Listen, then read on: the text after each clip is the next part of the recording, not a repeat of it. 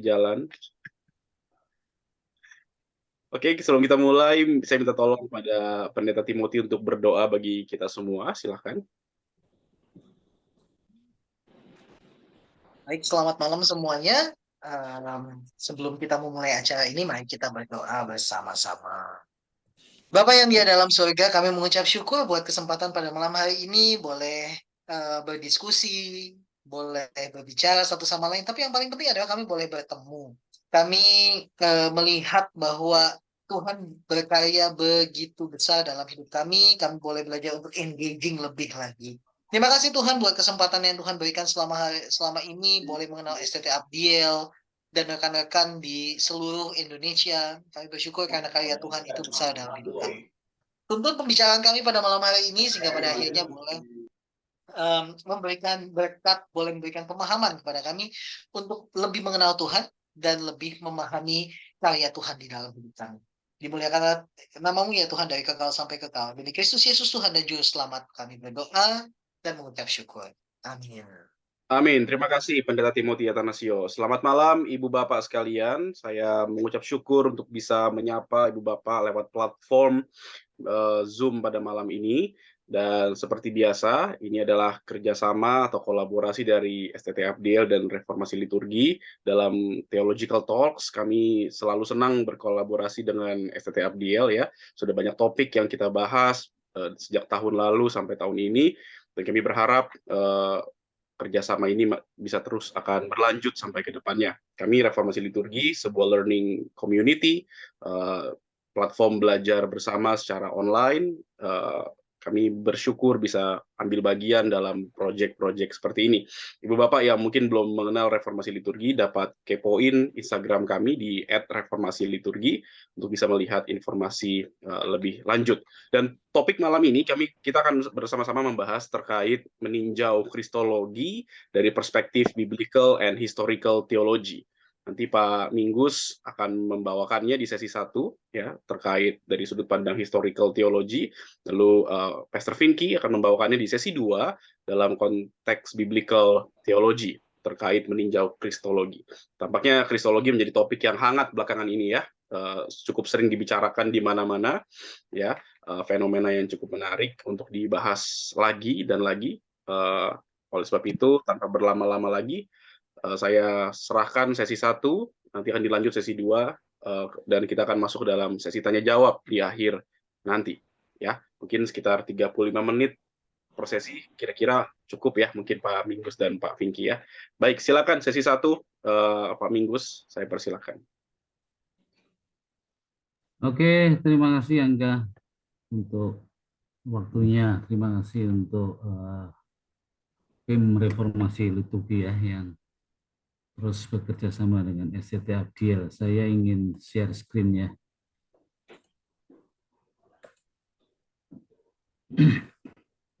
Loh, tentunya ini.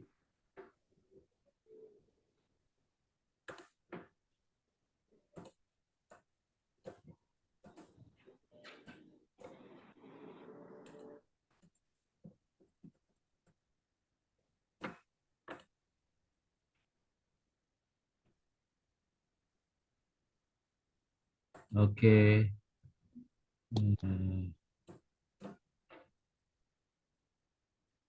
Ya, saya akan membawakan tema meninjau kristologi dari teologi sejarah ya. Walaupun nanti tentu ada kajian biblikas. Nah, yang pertama-tama saya ingin mengatakan bahwa doktrin kristologi adalah salah satu doktrin utama dalam kepercayaan iman Kristen ya. Malahan dari doktrin ini bisa dikatakan apakah suatu kepercayaan itu sebagai iman Kristen atau tidak ya. Kalau ada pokok-pokok yang mendasar yang ditolak dari doktrin ini, kita bisa mengatakan wah ini bukan iman Kristen lagi ya. Nah, Kristologi itu menjadi sesuatu yang sangat penting sekali ya. Karena apa? Karena Kristus, ya, Yesus Kristus itu adalah kunci hermeneutik ya, untuk mengenal Bapa dan Roh Kudus. Ini saya kutip dari Mackintosh ya dalam Mystical Theology. Jadi melalui Kristus kita mengenal kehendak Bapa ya. Dikatakan di dalam Yohanes 10 ayat 30, aku dan Bapa adalah satu. Dan Yesus Kristus di Yohanes pasal 14-16, aku akan meminta kepada Bapa supaya ia mengutus Roh Kudus ya. Jadi Kristus itu adalah kunci hermeneutik ya. Ajaran Kristologi itu relasinya terkait dengan monoteisme yang organis atau dinamis. Ini topik yang nanti kita akan diskusikan. Kemudian keilahian dan kemanusiaan atau dan trinitas perikorsis ya. Siapakah Yesus Kristus ya? Siapakah aku menurutmu? Ya, Yesus berkata itu kepada murid-muridnya ya. Jadi murid-murid Yesus Kristus itu orang Yahudi ya.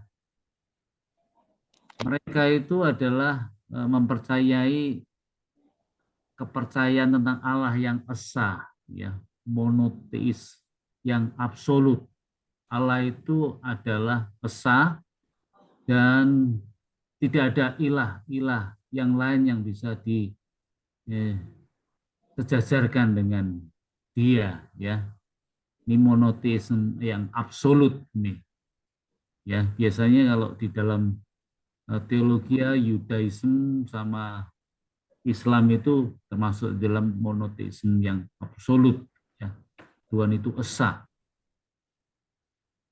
Ini murid-murid Yesus Kristus. Nah, tapi ada yang menarik. Jadi peristiwa kebangkitan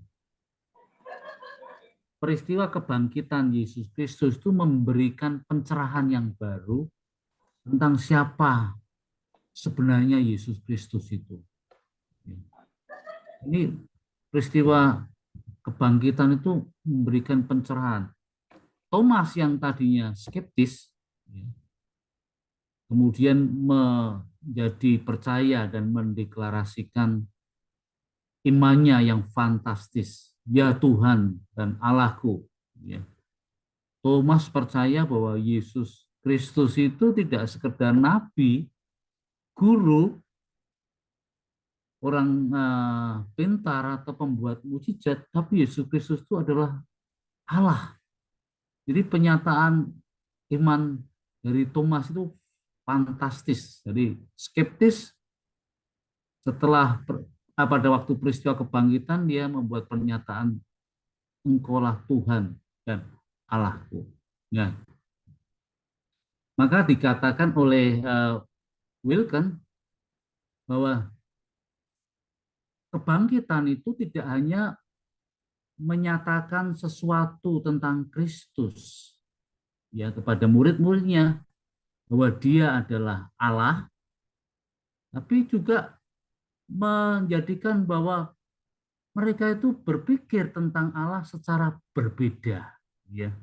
Tadinya Allah itu esa ya, yang tidak bisa disandingkan yang lain. Tapi Yesus Kristus disebut Tuhan dan Allahku. Jadi berpikir mengenai Allah secara berbeda. Jadi seperti Hillary ini tokoh sejarah gereja,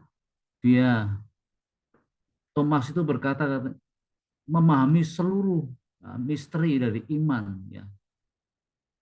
Bahwa dalam terang kebangkitan Thomas bisa mengakui Kristus sebagai Allah tanpa meninggalkan devosinya kepada Allah yang esa itu.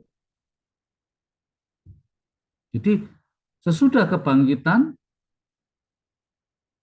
Thomas tetap melanjutkan untuk menyebut Shema ya, Allah Israel ya. Dan dia mulai memahami mengenai keesaan Allah itu secara berbeda ya. My Lord and my God ya. Bukan suatu pengetahuan mengenai a second God atau suatu penolakan atau pemberontak terhadap kesatuan dari natur yang ilahi. Tetapi ini sebuah pengakuan bahwa Allah adalah bukan a solitary God atau a lonely God. Ya. God is one, kata Hillary, but not alone. Ya. Ini dikatakan oleh Robert Louis Wilken. Ya. Allah itu tidak dalam kesendirian yang terisolasi. Ya. Dia tidak sendirian, hanya Bapa saja. Ya. Dan murid-murid lainnya pun tidak hanya Thomas mengalami perjumpaan dengan Yesus Kristus yang bangkit dan kemudian menyembahnya sebagai Tuhan dan Juru Selamat. Ya. Jadi mereka berpikir Allah yang esa itu secara berbeda. Nah ini yang disebut oleh Bapak Gereja Tertullianus namanya monoteis yang organis ya, atau organic monoteism ya. Bahwa keesaan Allah itu tidak menyingkirkan multiplicity ya. Tapi ini seperti organ biologis yang dapat menjadi satu namun juga ada bagian yang terkoneksi dan timbal balik satu dengan yang lainnya. Ya ini namanya monoteisme yang organis ya, berbeda dengan monoteisme yang absolut ala Ebionides kemudian ke Arius juga arahnya ke sana ya. Ini Tertullianus yang menyebut mengenai ini. Maka dikatakan oleh Pittinger dalam dikutip oleh Ted Peter ya, the Christian is indeed a monotheism ya. Tetapi monoteismenya diperkaya oleh kepercayaan bahwa misteri dari realitas yang ilahi itu adalah relasi-relasi ya. Distinction, ada hal yang berbeda di dalamnya yang bisa dikatakan itu sebagai sosial ya, sosialitas, juga personal yang dapat disebut juga sebagai keilahian atau kealahan.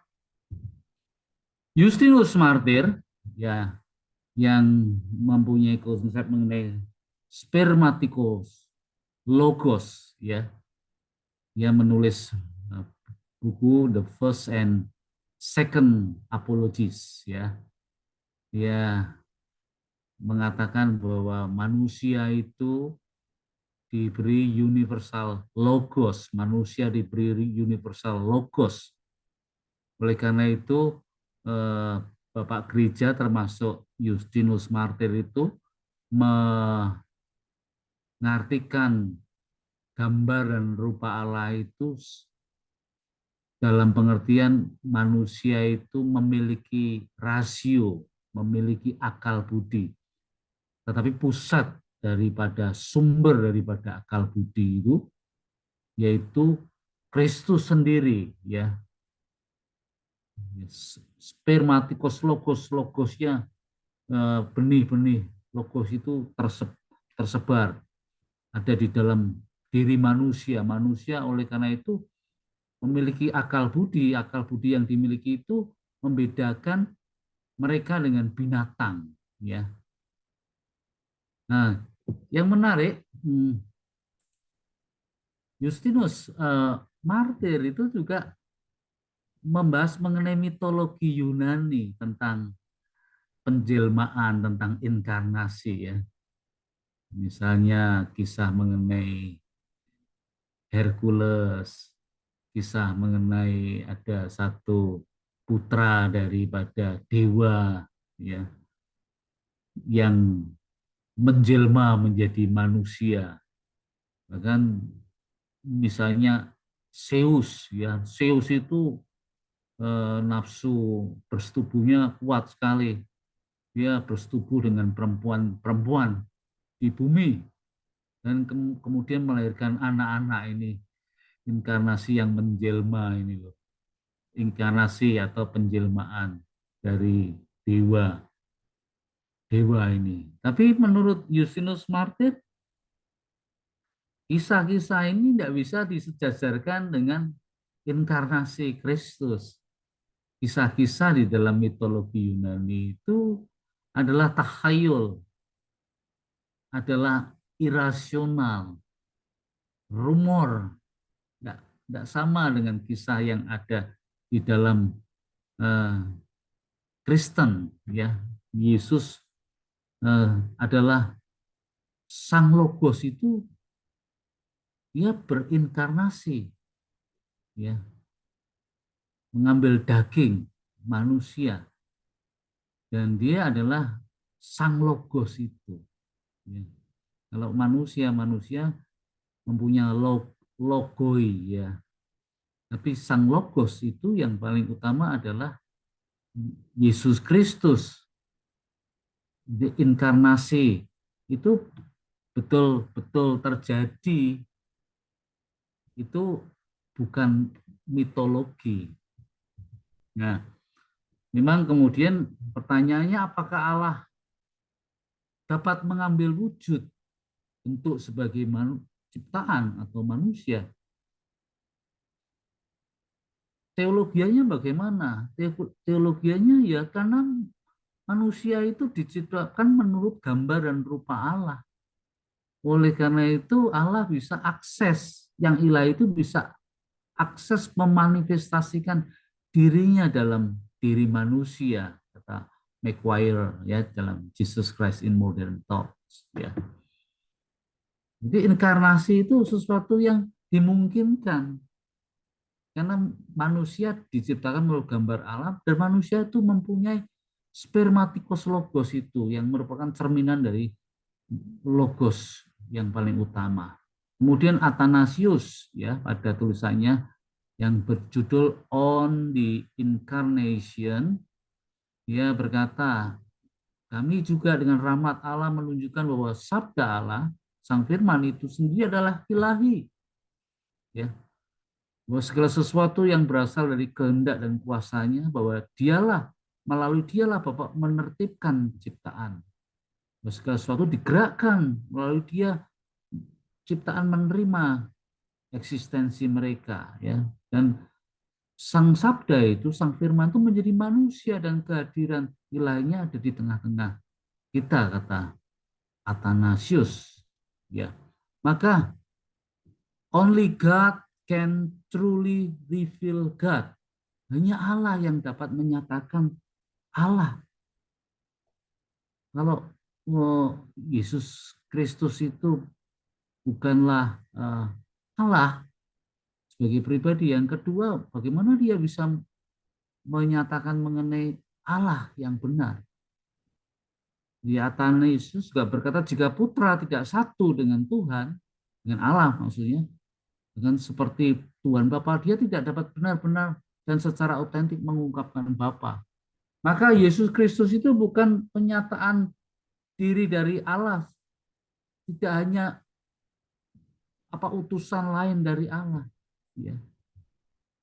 Pandangan yang lainnya adalah misalnya dari Maximus the Confessor, terkenal dengan teorinya namanya teandrik. Ya. Teandrik itu menggambarkan mengenai realitas Allah menjadi manusia yang menghasilkan natures are institute afresh, dipulihkan kembali relasi-relasi yang ada. Karena dalam Yesus Kristus kita melihat, kata Maximus, ada kehendak yang ilahi dan kehendak yang manusiawi menyatu dalam kehendak yang ilahi. Nah, ini yang pertama itu tadi saya membicarakan mengenai monoteis yang organis atau dinamis. Yang kedua adalah mengenai konsili. Setidaknya ada 7 konsili yang penting, ya, 7 konsili yang penting. Nah, terkait dengan konsili-konsili ini memang ada pertarungan penafsiran teologi, ya. Wah, ini pertarungan yang hebat ini, ya. Misalnya konsili Nisia, konsili Konstantinopel, ya. Ini secara tegas menolak pengajaran Arius. Arius mengatakan bahwa Yesus itu pernah di dalam suatu masa tidak ada. Ya. Jadi Yesus itu ciptaan yang sulung. Nah, ini ditolak oleh. Wah, ini pertarungan ini sebenarnya membuat banyak ketakutan, kecemasan gereja-gereja pada waktu itu. Dan juga intervensi daripada kaisar, ya. Kemudian konsili Efesus, konsili Kalsedon. Ini bahas tentang hubungan antara kemanusiaan dan keilahiannya, ya. Bagaimana menjelaskan kesatuan antara Allah dan manusia di dalam Yesus Kristus? Apakah kepribadiannya terbagi atau menjadi satu? Nah, ini konsili-konsili ini penting sekali. Tentu konsili-konsili itu juga berbicara ada yang lain. Seperti misalnya di abad ke-7 itu juga teologi ikon, kemudian juga bicara di Konstantinopel bicara mengenai the Holy Spirit, ya. Nah, salah satu keputusan yang penting adalah mengenai keputusan Kalsedon, ya, tentang bahwa Yesus Kristus itu punya 2 natur, ya, tapi tidak membingungkan ini yang relasi 2 natur ini, ya. Ini tidak berubah bahwa keilahian tetap ada, kemanusiaan tetap ada, tidak ada division, pertentangan yang sehingga mereka ini bertentangan, tidak ada keterpisahan, ya, mengenai ini. Ini keputusan Kalsedon yang penting. Konsili Konstantinopel 2 dan 3, ya, konsili konsili Nicea, dan akhirnya ada seorang yang bernama tadi yang saya katakan Maximus the Confessor, ya, menjelaskan mengenai tentang 2 kehendak yang harmonis. Jadi ini keputusan Kalsedon itu bukan keputusan akhir. Bagaimanapun juga, ya, konsili-konsili itu tidak bisa menyatakan misteri secara tuntas mengenai keilahian dan kemanusiaan Yesus Kristus. Ya, di konsili-konsili ini ada relasi gereja dan negara, ya, yang negara begitu kuat, kaisar itu dianggap sebagai mempunyai peran politik.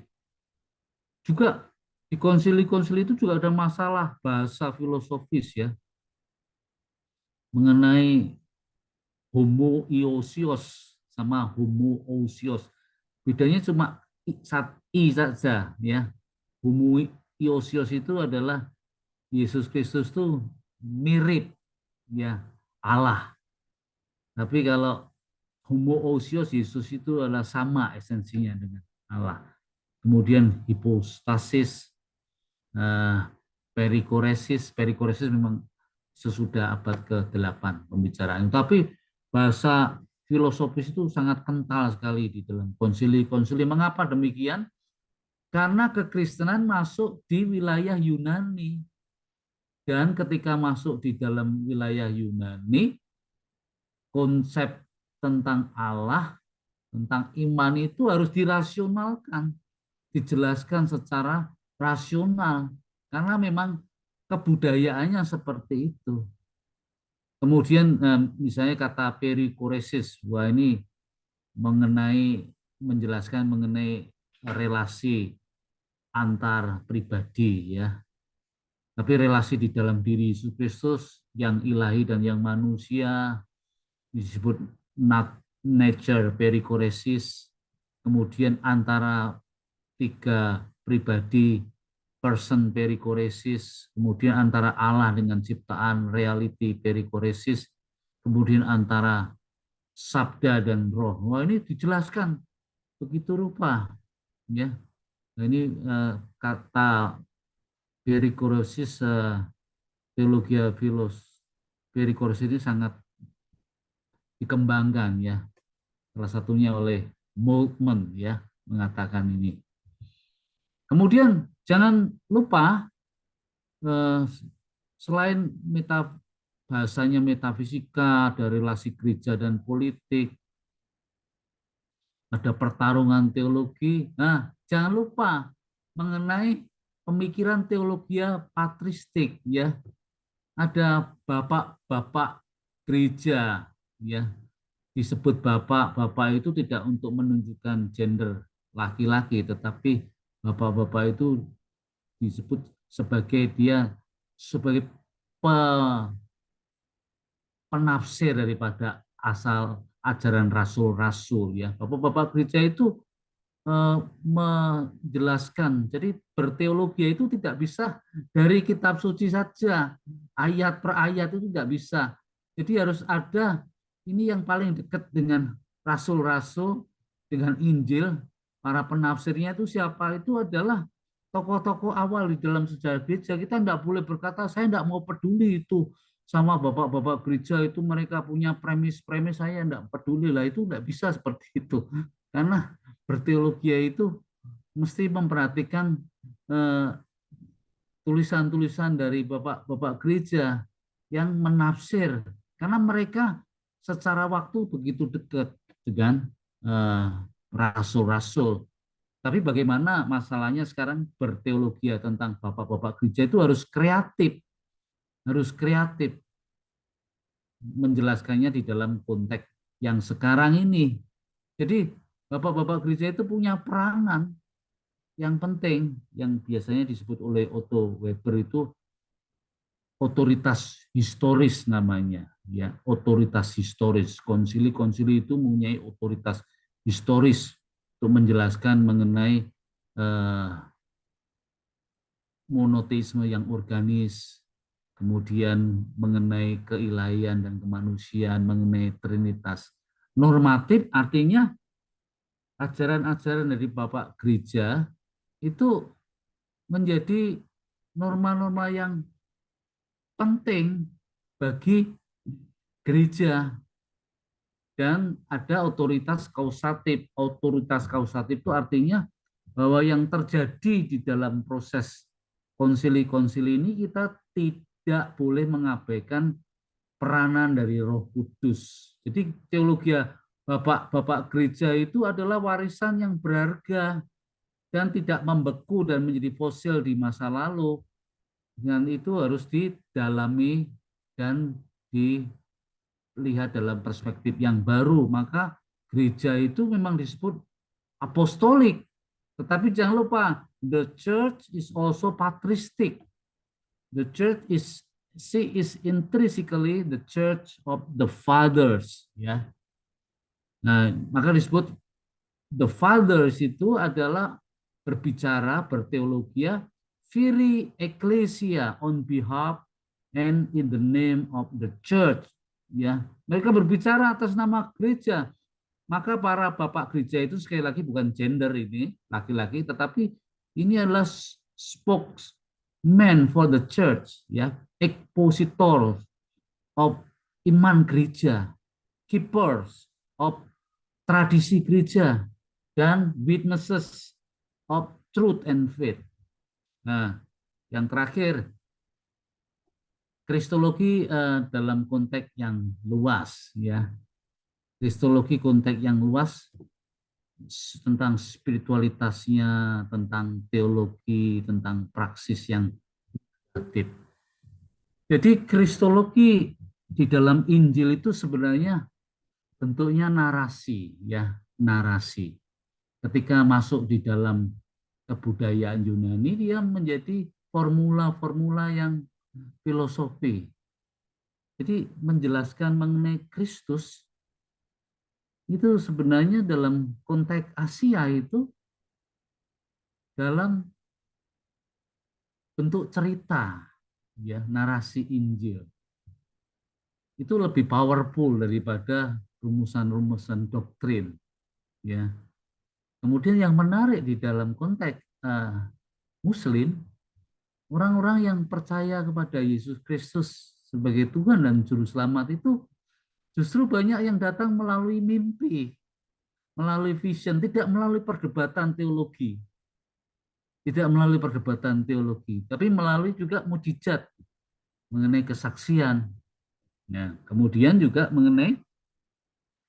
perhatikan mengenai interculture, ya, antar kebudayaan. Bagaimana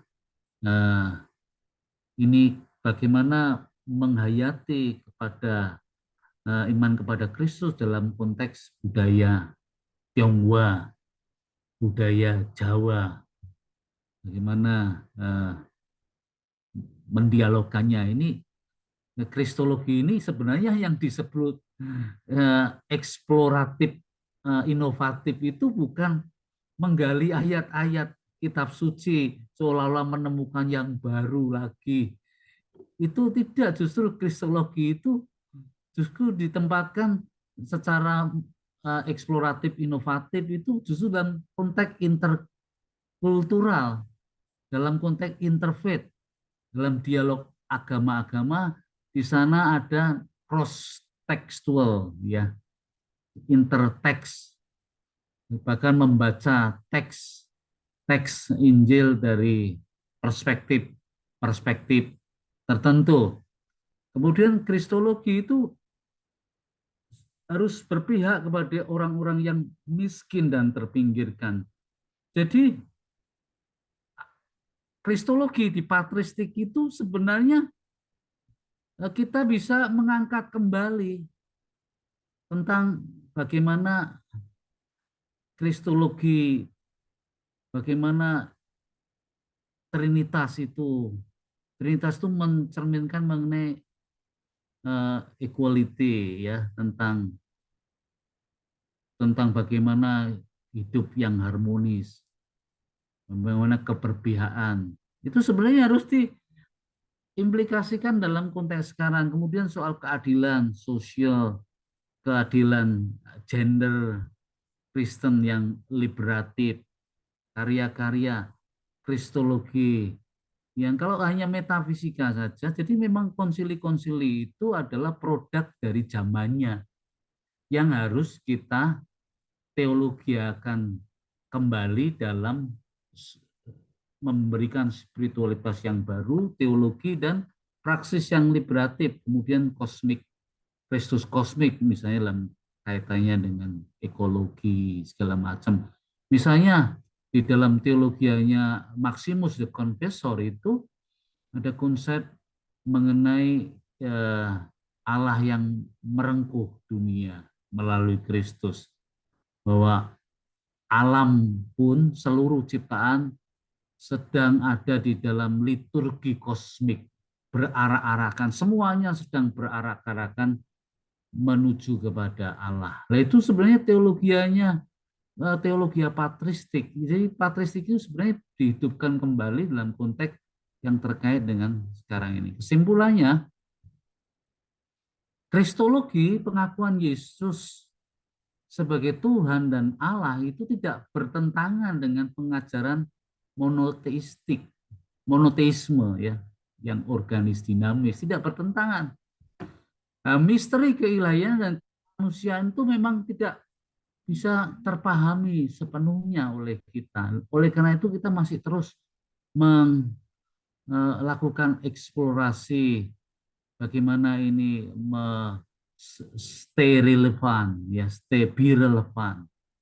Dan kristologi itu menjadi hermeneutical key untuk memahami, mengenal Bapa dan Roh Kudus. Dan yang penting adalah sebenarnya kristologi itu mesti kreatif, menggunakan teologi patristik. Kita tidak bisa membuang patristik. Yang kita bisa usahakan adalah bagaimana menggunakan teologi patristik itu, dasar-dasarnya itu mengembangkannya dalam konteks dasar-dasarnya begitu mengenai keilahian, kemanusiaan, tentang trinitas, tentang monoteis organis yang kemudian harus dikembangkan bagaimana ini menjadi spiritualitas dalam konteks postmodern, dalam konteks digital era ini, dalam konteks revolusi digital, dalam konteks teologi dan praksis yang liberatif. Nah, itulah yang sebenarnya harus kita munculkan kristologi. Oke, saya selesai. Baik, terima kasih Pak Minggus, pemaparan yang luar biasa di sesi pertama ini. Dan sebelum kita masuk ke sesi tanya jawab, kita akan masuk ke sesi kedua yang dibawakan oleh Pendeta Vinky Kantohe. Tapi sebelumnya bolehkah kita sama-sama memberikan emotikon apresiasi, boleh jempol atau boleh tepuk tangan buat materinya Pak Minggus pada malam hari ini. Saya persilahkan. Baik, terima kasih rekan-rekan sekalian. Dan selanjutnya sesi kedua, mungkin sekitar 35 menit juga sama ya, kita berikan kesempatan buat Pendeta Vinky Kantohe untuk memaparkan tinjauan kristologi kita malam ini dari sisi biblical theology. Silakan Pendeta Vinky. Thank you Bro Angga, thank you juga buat Pak Minggus, pemaparan yang sangat baik ya, meninjau saat ada satu rentang sejarah yang panjang, tapi bisa dilihat kesinambungannya. Dan pada bagian saya hari ini, izinkan saya membatasi pembahasan saya dari sisi perjanjian baru. Itu pun teks-teks yang akan saya pilih juga terbatas karena menimbang masalah eksegese yang akan sangat rumit kalau kita membahas banyak sekali teks gitu ya. Oke, saya memberi judul meninjau keilahian Yesus dalam perjanjian baru gitu ya.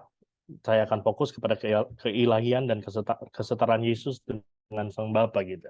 Nah, kalau kita bicara tentang ini, maka problems dan difficulties yang muncul yang sudah beberapa kali yang mungkin disinggung sama Pak Minggus, itu adalah yang pertama, kita akan lihat.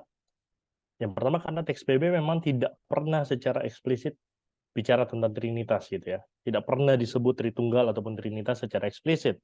Dan seringkali memang kita melihat keilahian Yesus dari perspektif Trinitarian sebagai satu pribadi dalam Trinitas itu. Dan ini menjadi problem dan juga menjadi hal-hal yang membuat sulit gitu ya untuk melihat keilahian Yesus. Yang kedua, teks PB juga teks perjanjian baru tidak dibangun dari pemahaman teologi atau kristologi yang sudah matang gitu ya. Kita harus memahami hal ini. Memang tidak ada satu bangunan tulisan yang sangat matang secara teologis yang menggambarkan keilahian Yesus di dalam perjanjian baru, lebih banyak di dalam bentuk narasi gitu ya. Nah, kalau kemudian teks PB, teks perjanjian baru bahkan tidak banyak yang secara eksplisit menyebut Yesus sebagai Tuhan. Gitu ya. Itu salah satu masalah yang harus kita sadari ketika kita ingin meninjau keilahian Yesus di dalam perjanjian baru. Dan maka ini menimbulkan pertanyaan, apakah perjanjian baru melihat Yesus sang anak lebih rendah atau hanya sekedar utusan dari sang Bapa atau setara dengan Bapa? Dan itu akan kita lihat. Maka pertanyaan yang paling mendasar yang saya temukan atau yang saya refleksikan adalah bagaimana sih kita membaca teks perjanjian baru? Karena pembacaan ini akan sangat menentukan hasil tafsiran kita gitu ya. Cara membaca kita akan menentukan sekali bagaimana kita merekonstruksi konsep kristologi atau keilahian Yesus yang tergambarkan dari perjanjian baru. Nah, saya pengen mulai dari tesis-tesis menolak karena salah satu alasan dari adanya seminar ini karena ada satu statement ataupun pengajaran yang fenomenal gitu ya, yang menolak hal itu, menolak kesetaraan Yesus dengan Bapa. Tetapi saya mengambil tesis-tesis ini bukan tesis dari satu pribadi yang lagi booming hari ini, tetapi lebih kepada mereka yang lebih secara metodologis, lebih lebih komprehensif, lebih analitik di dalam melihat, di dalam membangun paradigmanya, membangun statement-nya, membangun pandangannya yang menolak keilahian Yesus atau kesetaraan Yesus dengan Sang Bapa. Nah, statement tersebut terlihat didasari oleh pandangan melihat bahwa komunitas iman awali tidak melihat Yesus sebagai Tuhan atau tidak sepenuhnya divine. Statementnya seperti itu. Ide pokok yang mereka berikan adalah yang pertama karena memang dilihat bahwa komunitas iman awali tidak melihat Yesus sebagai Tuhan atau sepenuhnya divine. Gitu ya. Lalu yang kedua, keilahian Yesus dipandang sebagai hasil dari perkembangan atau pandangan kekristenan dan dimulai pada abad kedua. Gitu. Nah, yang ketiga, pada awalnya Yesus sama sekali bukan Tuhan. Ya mungkin apokaliptik prophet dan sebagainya. Jadi Yesus tidak melihat dirinya bahkan sebagai Tuhan. Ya, dua tokoh yang terkenal yaitu Wilhelm Boset dari Jerman dan juga Bart Ehrman yang masih hidup sampai hari ini. Nah, tesis kita perlu bertanya, bagaimana sih kenapa mereka bisa sampai kepada kesimpulan seperti itu? Maka ada sebuah pertanyaan yang kemudian kita perlu tanyakan adalah bagaimana cara mereka membaca teks Perjanjian Baru. Dan kalau kita lihat secara sekilas kita akan menemukan bahwa mereka melihat kepada catatan eksplisit dengan pengertian atau rumusan teologis yang matang tentang keilahian Yesus. Dan hasilnya Yesus tidak dilihat atau tidak dipahami dan tidak dipercaya sebagai Allah oleh komunitas iman awali karena nggak ada, gitu ya. Nggak ada catatan atau pengertian rumusan yang sudah matang, yang sematang sebuah tulisan teologi sistematik hari ini, gitu ya.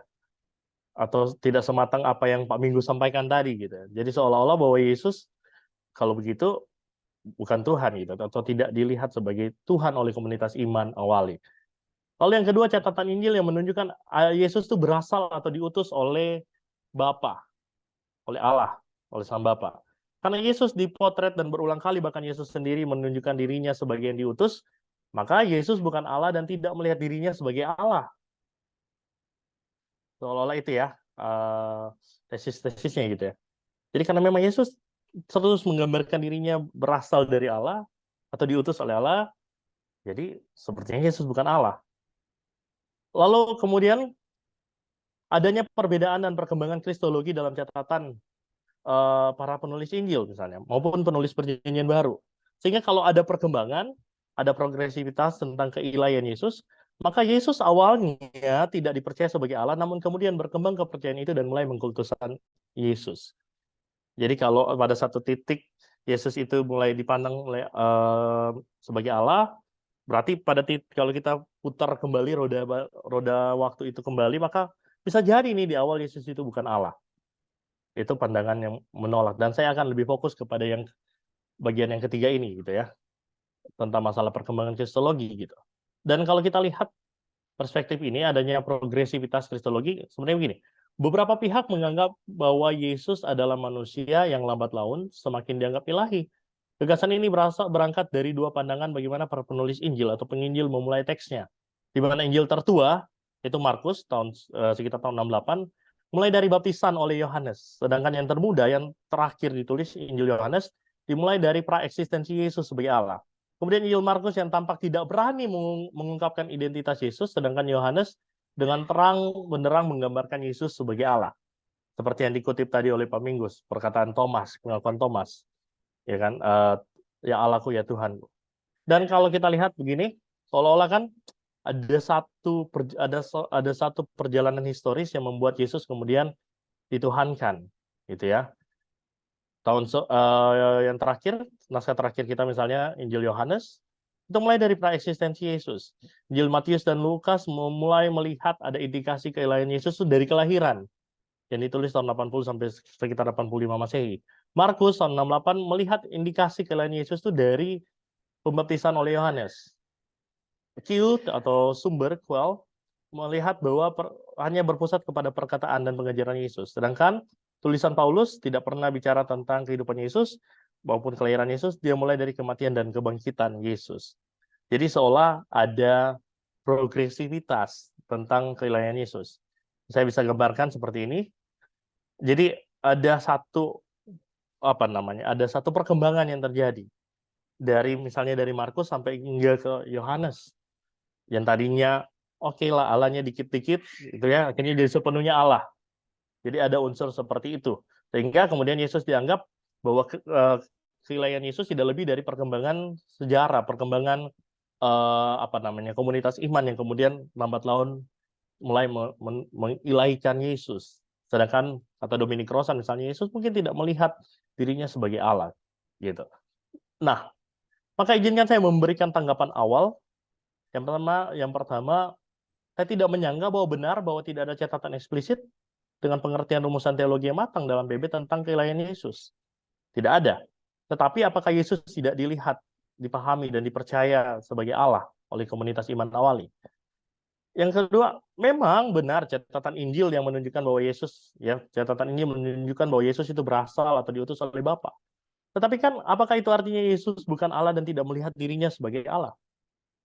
Lalu jelas adanya perbedaan dan perkembangan kristologi dalam catatan para penulis Injil dan penulis-penulis PB lainnya. Tetapi benarkah Yesus awalnya tidak dipercaya sebagai Allah, namun kemudian berkembang kepercayaan itu dan mulai mengutuskan Yesus? Maka untuk kita meninjau masalah ini, pertanyaan utama yang ingin ditanyakan adalah bagaimana jika kita melihat dari konsep liturgis dalam Perjanjian Baru? Saya akan membatasi bahasan kita dari konsep liturgi ini. Dalam Perjanjian Baru, apakah Yesus tidak diperlakukan sebagai Allah? Kristologi macam apa yang bisa kita temukan?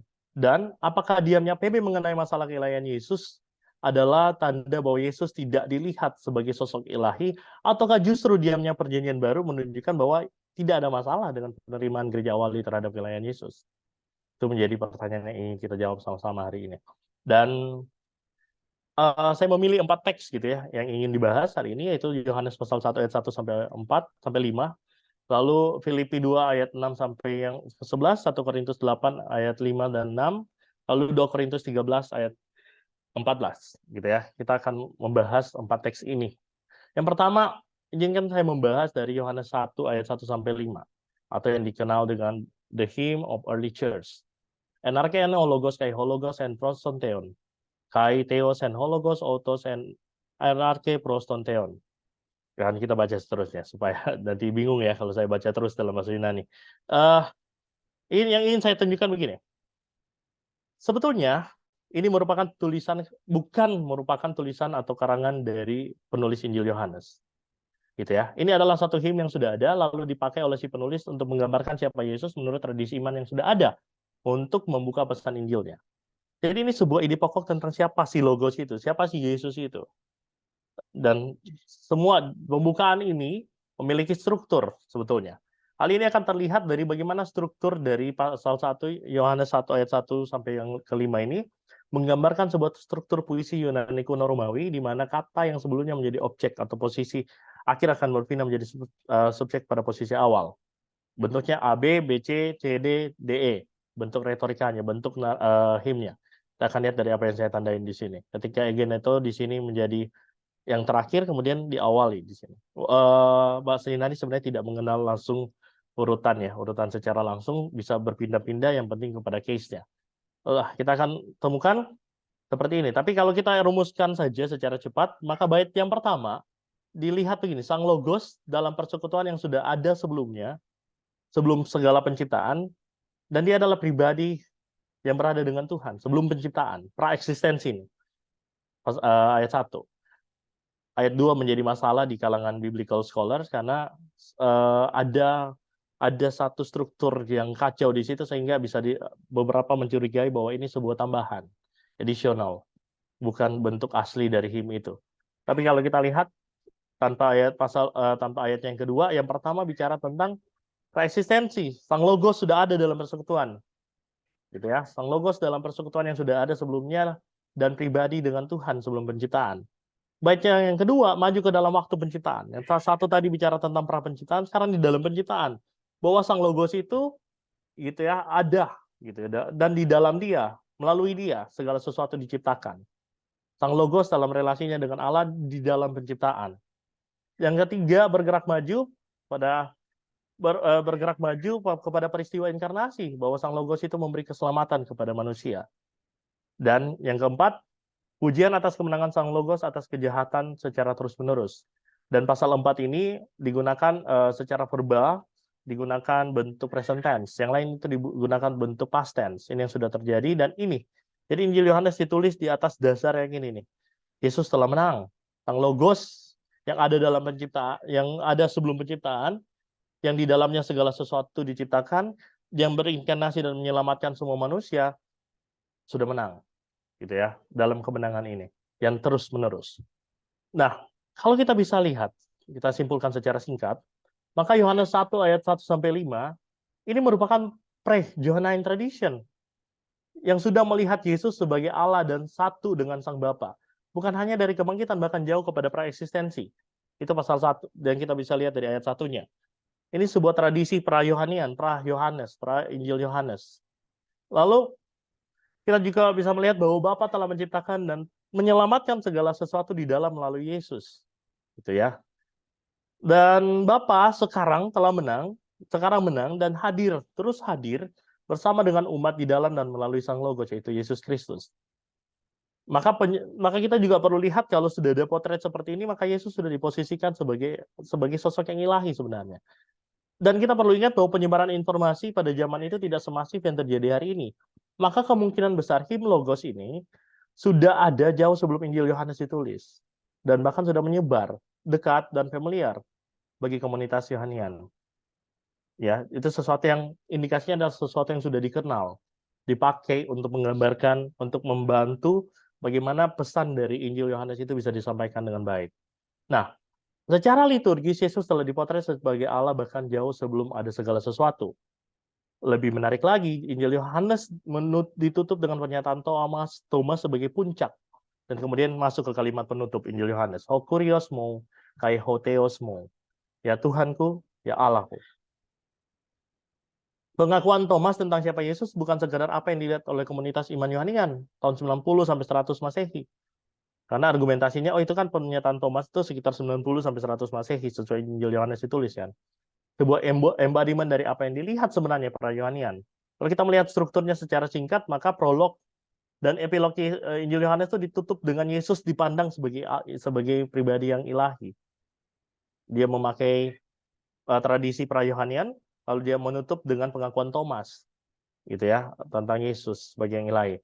Walaupun di dalam isinya, ya Yesus dipotret sebagai syaliak dalam bahasanya May Thompson dalam bukunya God of the Gospel of John, gitu ya. May Thompson melihat bahwa ini sebagai syaliak. Iya benar, memang ada unsur itu. Namun secara implisit tetap dipotret kok Yesus sebagai Allah. Berapa kali Yesus menggunakan kalimat ego eimi misalnya di dalam Yohanes 8 dan sebagainya yang merujuk kepada apa pernyataan Allah di dalam Keluaran 3 ayat 14. Ada unsur itu. Tetapi bersamaan dilihat sebagai utusan, sebagai syaliak. Saya nggak akan membahas konsep syaliak ini lebih panjang, tetapi itu kita bisa melihat bahwa ternyata Injil Yohanes menunjukkan satu gambaran yang konsisten tentang keilahian Yesus. Dan bukan hanya berasal dari masa penulisan Injil Yohanes gitu. Bahkan kita bisa melacak adanya pemahaman tentang keilahian Yesus pra-Yohanian dari teks ini. Yang kedua kita masuk ke dalam Filipi 2 ayat 6 sampai 11, the hymn of Christ gitu ya. Ini juga merupakan sebuah hymn. Konsepnya apa namanya? Di tengah narasi, di tengah nasihat Paulus kepada jemaat di Filipi ada sebuah hymn strukturnya. Jadi aneh sekali kalau tiba-tiba Paulus, kalau dalam bayangan saya gitu ya, Paulus tiba-tiba nyanyi di dalam satu tulisannya gitu, lagi mengajar tiba-tiba nyanyi gitu ya. Dan ada apa namanya dengan struktur penulisan Paulus yang sangat sistematik, tiba-tiba muncul narasi, muncul hymn ini kan menjadi sesuatu yang secara flow narasinya menjadi tidak lancar. Di dalam studi biblika ini menjadi hal yang penting karena menunjukkan bahwa ini apakah ini sebuah tambahan dari editor atau Paulus yang mengutip. Kalau sebuah tambahan nggak mungkin karena dipadukan dengan ayat 5 itu nyambung sebenarnya. Ada kesinambungan gitu ya.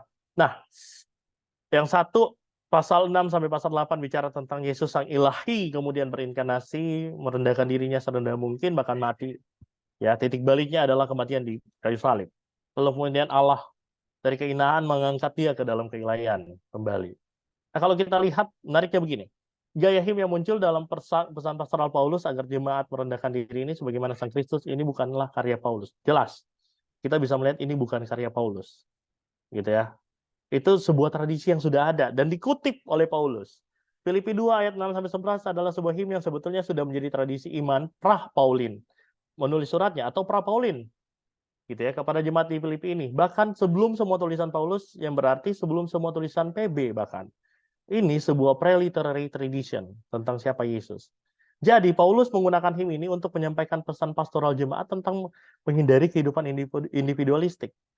Pesannya pastoral, tetapi dikutip nih sesuatu yang menjadi iman bersama mungkin gitu ya. Yaitu hymn ini tentang siapa Yesus yang dipotret di dalam hymn ini.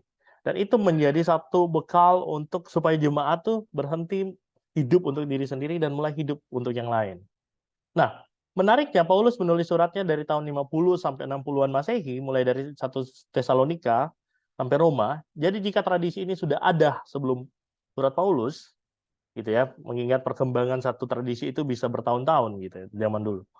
Berarti yakni sekitar 40-an, bahkan bisa sebelumnya, sekitar tahun 40-an Masehi, bahkan bisa sebelumnya, Yesus sudah dipandang sebagai Allah atau setara dengan Allah, sebagaimana digambarkan dalam himne Filipi 2 ayat 6 sampai 8 bahkan sampai ayat 11 ini. Jadi pra-Paulin kita sudah bisa melihat ada indikasi Yesus sudah dilihat sebagai Allah. Hal lainnya yang kemudian penting jika kita lihat ya, jadi sebelum Injil Markus, gagasan yang serupa dengan Injil Yohanes sudah ada. Dan bukan dimulai oleh Injil Yohanes saja, atau pra-Johanain. Ternyata pra-Paulin. Gagasan ini muncul bahkan tidak sampai 20 tahun setelah kematian Yesus. Kemungkinannya begitu. Jadi sangat dekat sekali kalau kemudian kita mengatakan bahwa tiba-tiba Yesus menjadi Allah. Sangat dekat gitu ya. Tidak mungkin sebuah tradisi, sebuah perkembangan pengkultusan terhadap Yesus secepat itu. Nah, Filipi 2 ayat 6 sampai 11 juga sebenarnya sebuah pola tinggi ilahi rendah sekali gitu ya. Kalau kita lihat ada pola naik turun di situ. Turun naik gitu ya.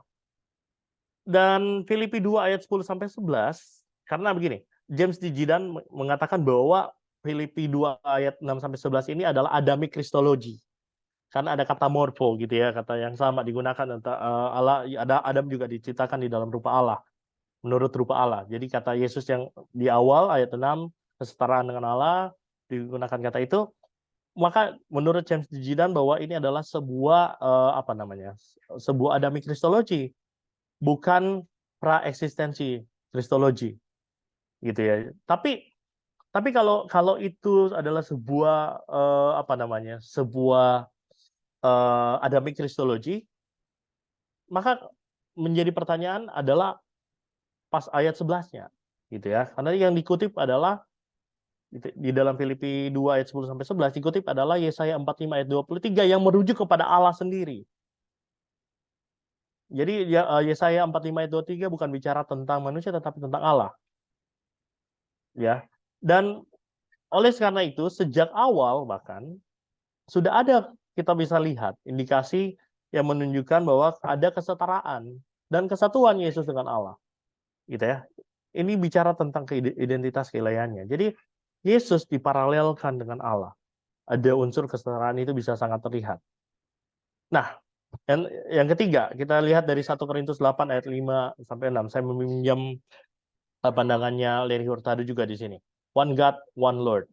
Jadi kalau kita lihat konteks di sini, Paulus sedang membangun satu pemahaman yang menolak adanya banyak Allah. Melainkan hanya ada satu Allah. Ada monoteis di sini yang digagas. Hanya ada satu Allah, satu Tuhan. Dan di dalam 1 Korintus 8 ayat 5 sampai 6 tidak asing lagi bagi mereka yang sudah terbiasa dengan perjanjian lama.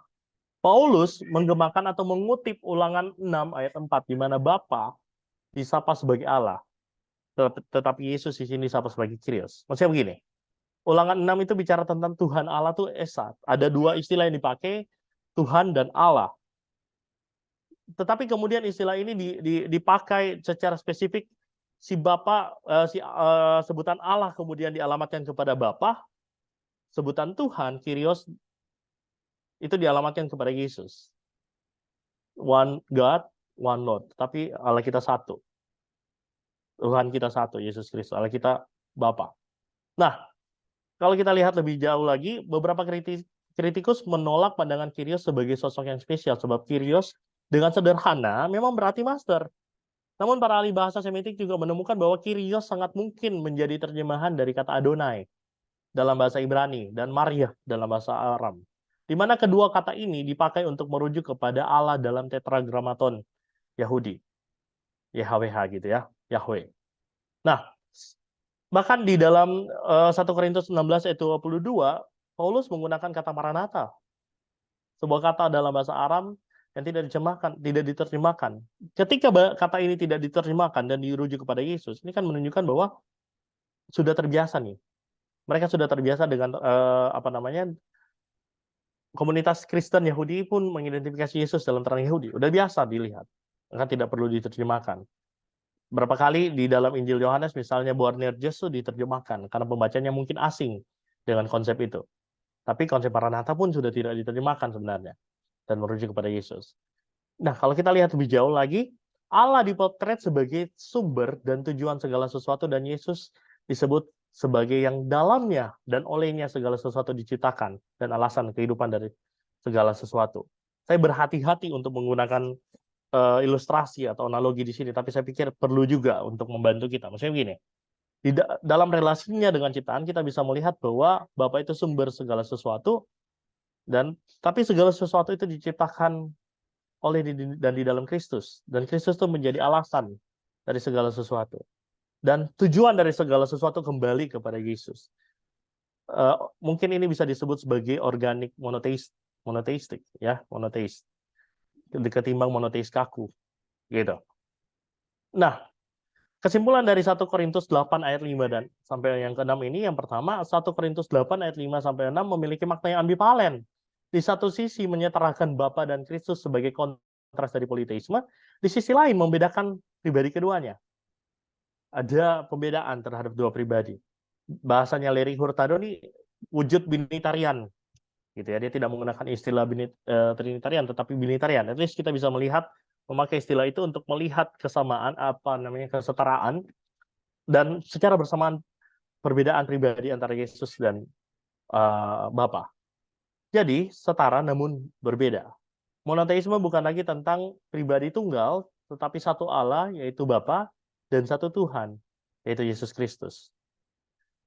Nah, yang kemudian kita akan lihat dari 2 Korintus 13 ayatnya yang ke-4 atau ayatnya yang ke-13, atau sering disebut juga sebagai early Trinitarian.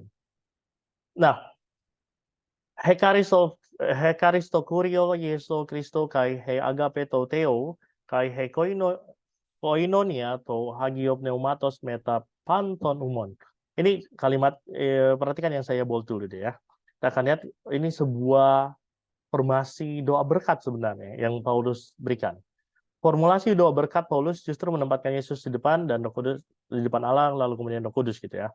Nah, dalam tradisi Yahudi kita perlu perhatikan, berkat diterima dari Allah saja, walau bisa diperantarai oleh imam dan sebagainya.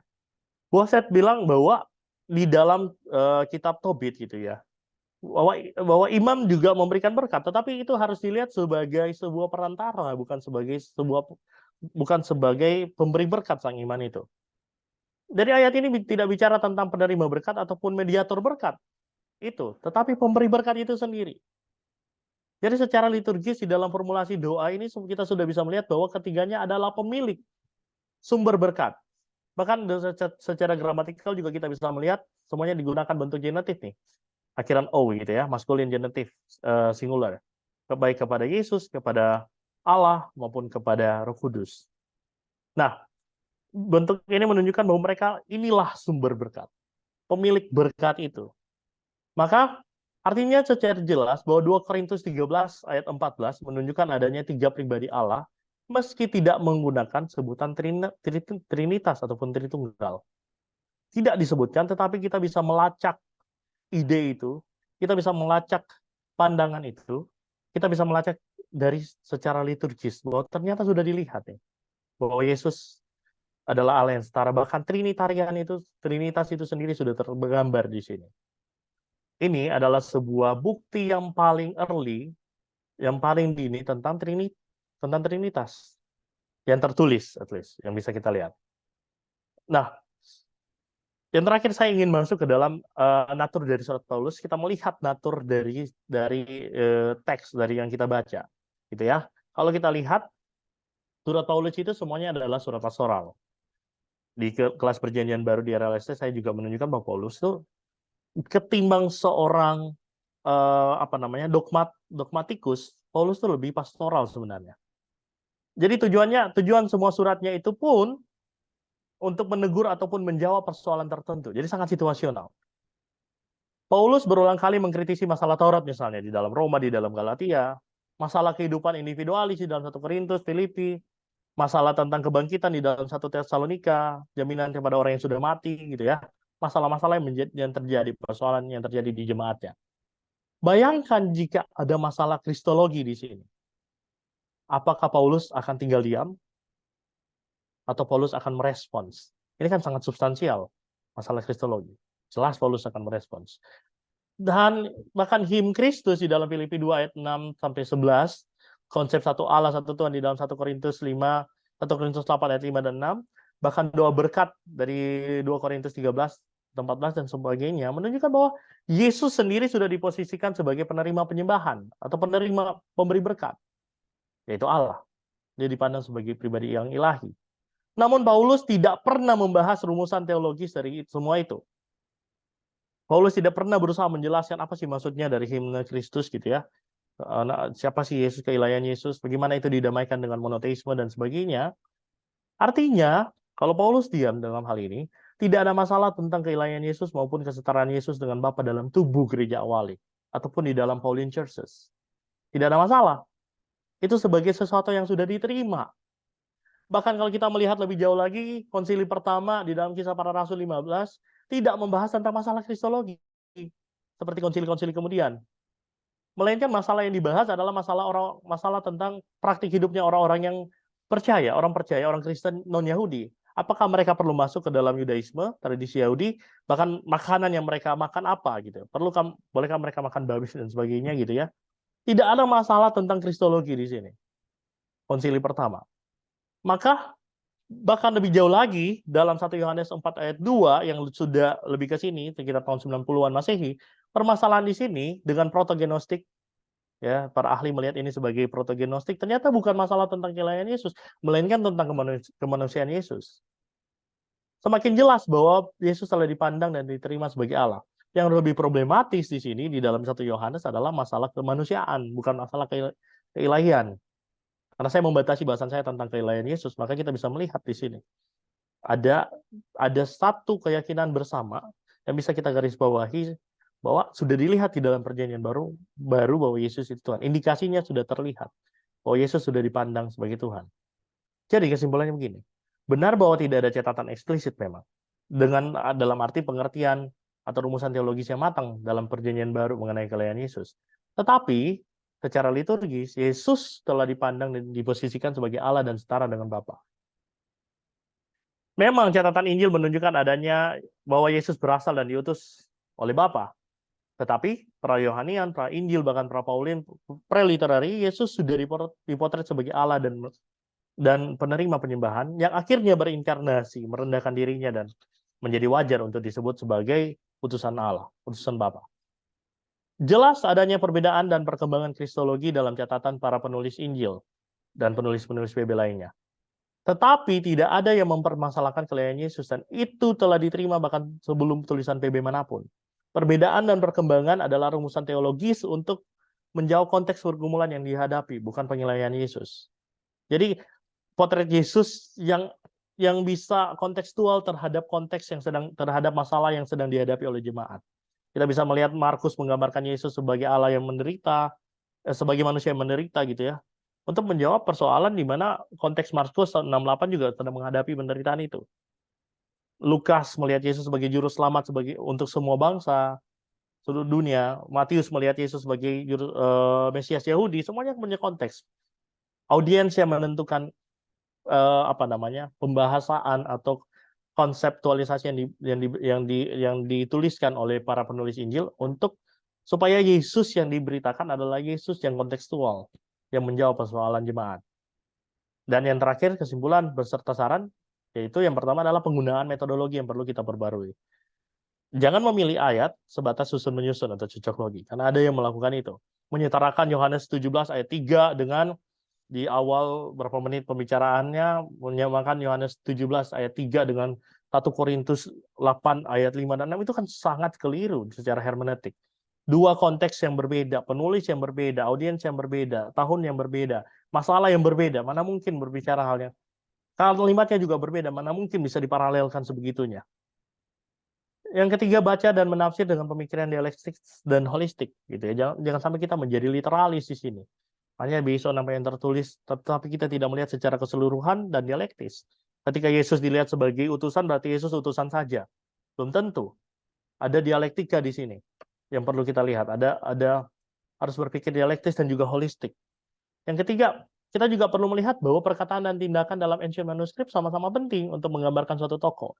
Berbeda dengan kita sekarang, kita mungkin akan bicara akan fokus kepada satu rumusan, kalimat demi kalimat untuk menggambarkan suatu tokoh gitu ya. Tapi di dalam ancient manuscript tuh ternyata perbuatan, including mujizat dan sebagainya, itu semua adalah hal yang sama-sama merumuskan atau menggambarkan siapa Yesus. Dan yang terakhir yang ingin kita lihat adalah liturgia prima theologia. Komunitas iman awali, gereja awali tidak memulai dengan teologi, tetapi dengan liturgi. Adalah sebuah rumusan, ya, teologi itu adalah sebuah rumusan untuk menjelaskan liturgi itu ketika dibutuhkan penjelasan atau pemahaman itu. Maka kalau kita lihat perjumpaan dengan Yesus yang bangkit itu menghasilkan sebuah liturgi, menempatkan Yesus sebagai Allah, disembah sebagai yang ilahi, gitu ya. Ada liturgi yang terjadi, dan liturgi itu yang kita coba lihat.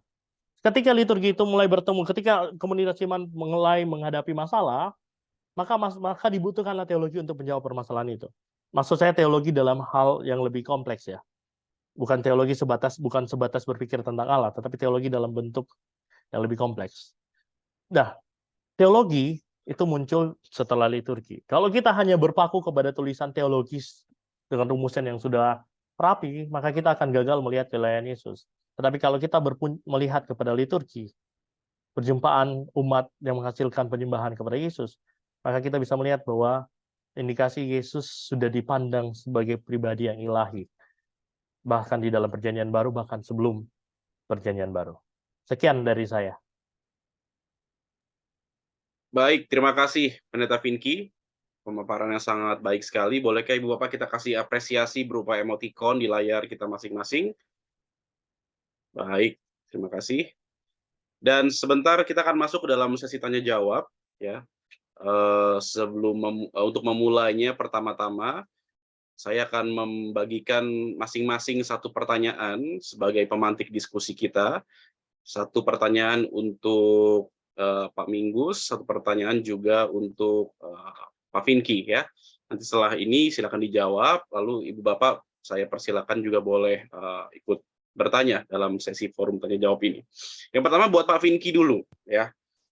Pak Vinky, saya mau bertanya terkait soal self-acknowledgement, karena ini hal yang mungkin secara biblis cukup sering ditanyakan oleh kalangan jemaat, awam, ataupun mungkin juga agama seberang gitu ya, tentang self-acknowledgement. Katanya Yesus itu tidak pernah mengklaim dirinya secara pribadi bahwa dia Tuhan. Kan kita sering dengar statement seperti itu ya. Padahal kalau kita lihat dalam teks Yohanes misalnya ya, Yohanes 13 ayat 13, dan juga Yohanes 13 ayat 14 gitu ya, saya bacakan, kamu menyebut aku guru dan Tuhan, dan katamu itu tepat sebab memang akulah guru dan Tuhan. Lalu ayat 14-nya, jadi jikalau aku membasuh kakimu, aku yang adalah Tuhan dan gurumu, maka kamu pun wajib saling membasuh kakimu. Nah, biasanya teman-teman dari agama seberang ataupun dari kalangan awam menyebutkan bahwa self-acknowledgement tentang Yesus menyebut dirinya sebagai guru dan Tuhan ini, kata Tuhan ini dipakai adalah kurios, yang sama sekali menunjukkan bukan Tuhan sebenarnya, melainkan Tuan.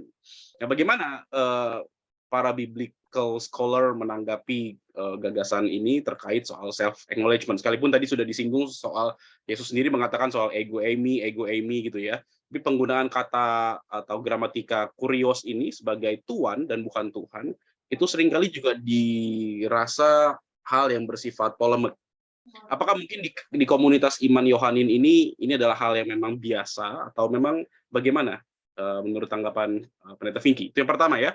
Dan yang kedua, kepada Pak Minggus secara historis ya, kita tahu bersama-sama di dalam sejarah secara historis kita menemukan bahwa kira-kira sekitar abad 17 ya, bagaimana kebenaran atau truth atau verum itu kan dipandang sebagai hal yang harus berkorespondensi, makanya muncul dogmatic theology.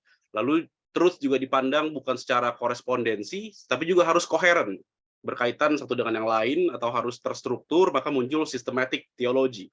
Tapi setelah Perang Dunia, ya, after two world wars itu, perang dunia itu, kita melihat ternyata teologi bergeser, bukan lagi dipandang truth sebagai verum, dogmatic teologi atau systematic teologi, tapi juga orang lebih berpikir yang penting itu goodness atau bonum. Makanya muncul contextual teologi gitu ya. Bagaimana ethics menjadi hal yang terdepan, tapi di zaman postmodern ternyata bergeser lagi. Bukannya contextual teologi, bukannya truth dipandang sebagai goodness atau bonum, tapi sekarang truth dipandang sebagai beauty atau fulcrum. Makanya muncul sekarang constructive teologi ya. Kita kenal bukan lagi namanya systematic teologi, tapi di masa sekarang kita kenal constructive teologi. Bagaimana penekanan terhadap aesthetic, kreatif, imajinatif gitu ya. Penekanan terhadap kebenaran di dalam dimensi fulcrum atau beauty. Nah, ini kan lintas sejarah nih, bagaimana dogma termasuk kristologi di dalamnya bergeser dan berkembang sebenarnya.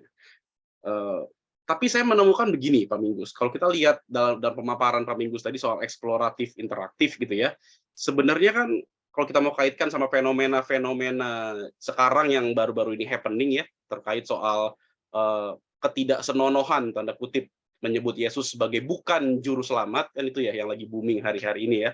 Sebenarnya ketidaksenonohan seperti ini juga kan sebenarnya muncul dalam gagasan-gagasan teman-teman yang mengusung konstruktif teologi sebenarnya ya, para teolog konstruktif, misalnya ketika Marcella Althaus Wright ya menyebutkan di Obsens Christa misalnya ya, mencari Yesus yang tidak senonoh bukanlah hal baru kata dia. The Christa adalah contoh ketidaksenonohan karena menelanjangi pakaian maskulinitas Tuhan. Sebenarnya kan hal-hal seperti ini cukup umum di dalam lensa atau hermeneutik konstruktif teologi. Nah, kalau kita kaitkan dengan fenomena-fenomena sekarang yang menyebut Yesus bukan juru selamat, ya, ini juga kan sebenarnya bentuk ketidaksenonohan. Bagaimana Pak Minggus memandang hal tersebut di dalam pergeseran dogmatic teologi sampai konstruktif teologi? Silakan dijawab. Saya dulu apa Pak Minggus nih? Saya dulu ya. Boleh. Kan? Ya, silakan Pak Pinky dulu. Oke.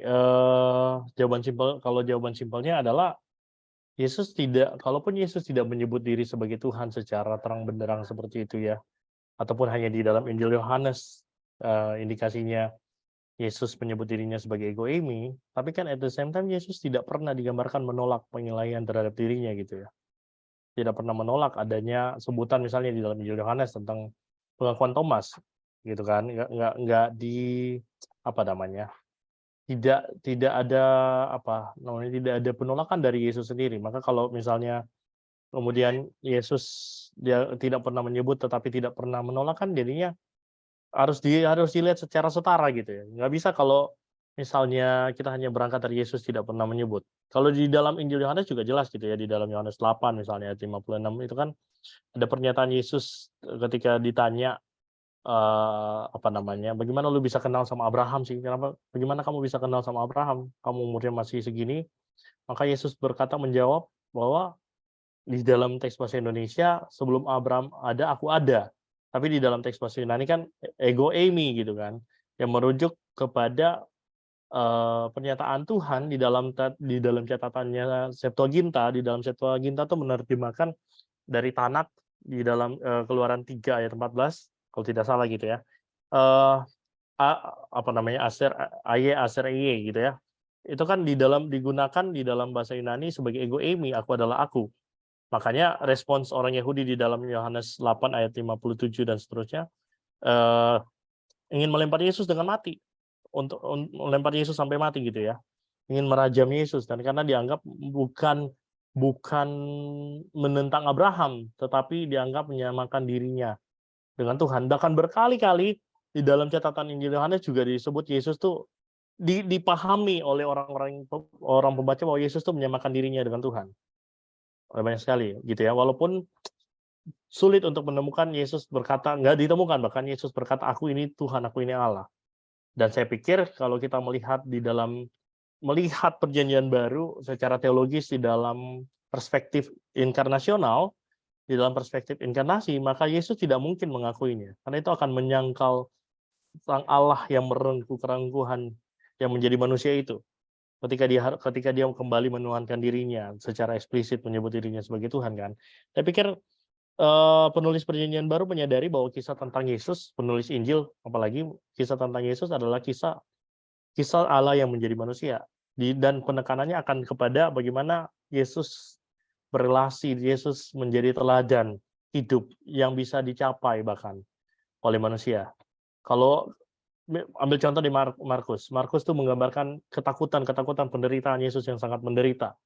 Kan dari penderitaan Yesus itu kita ada satu hal yang ingin dibangun oleh penulis Injil Markus bahwa ini teladan Yesus. Teladan Yesus selalu menjadi teladan, selalu menjadi sosok yang bisa diikuti.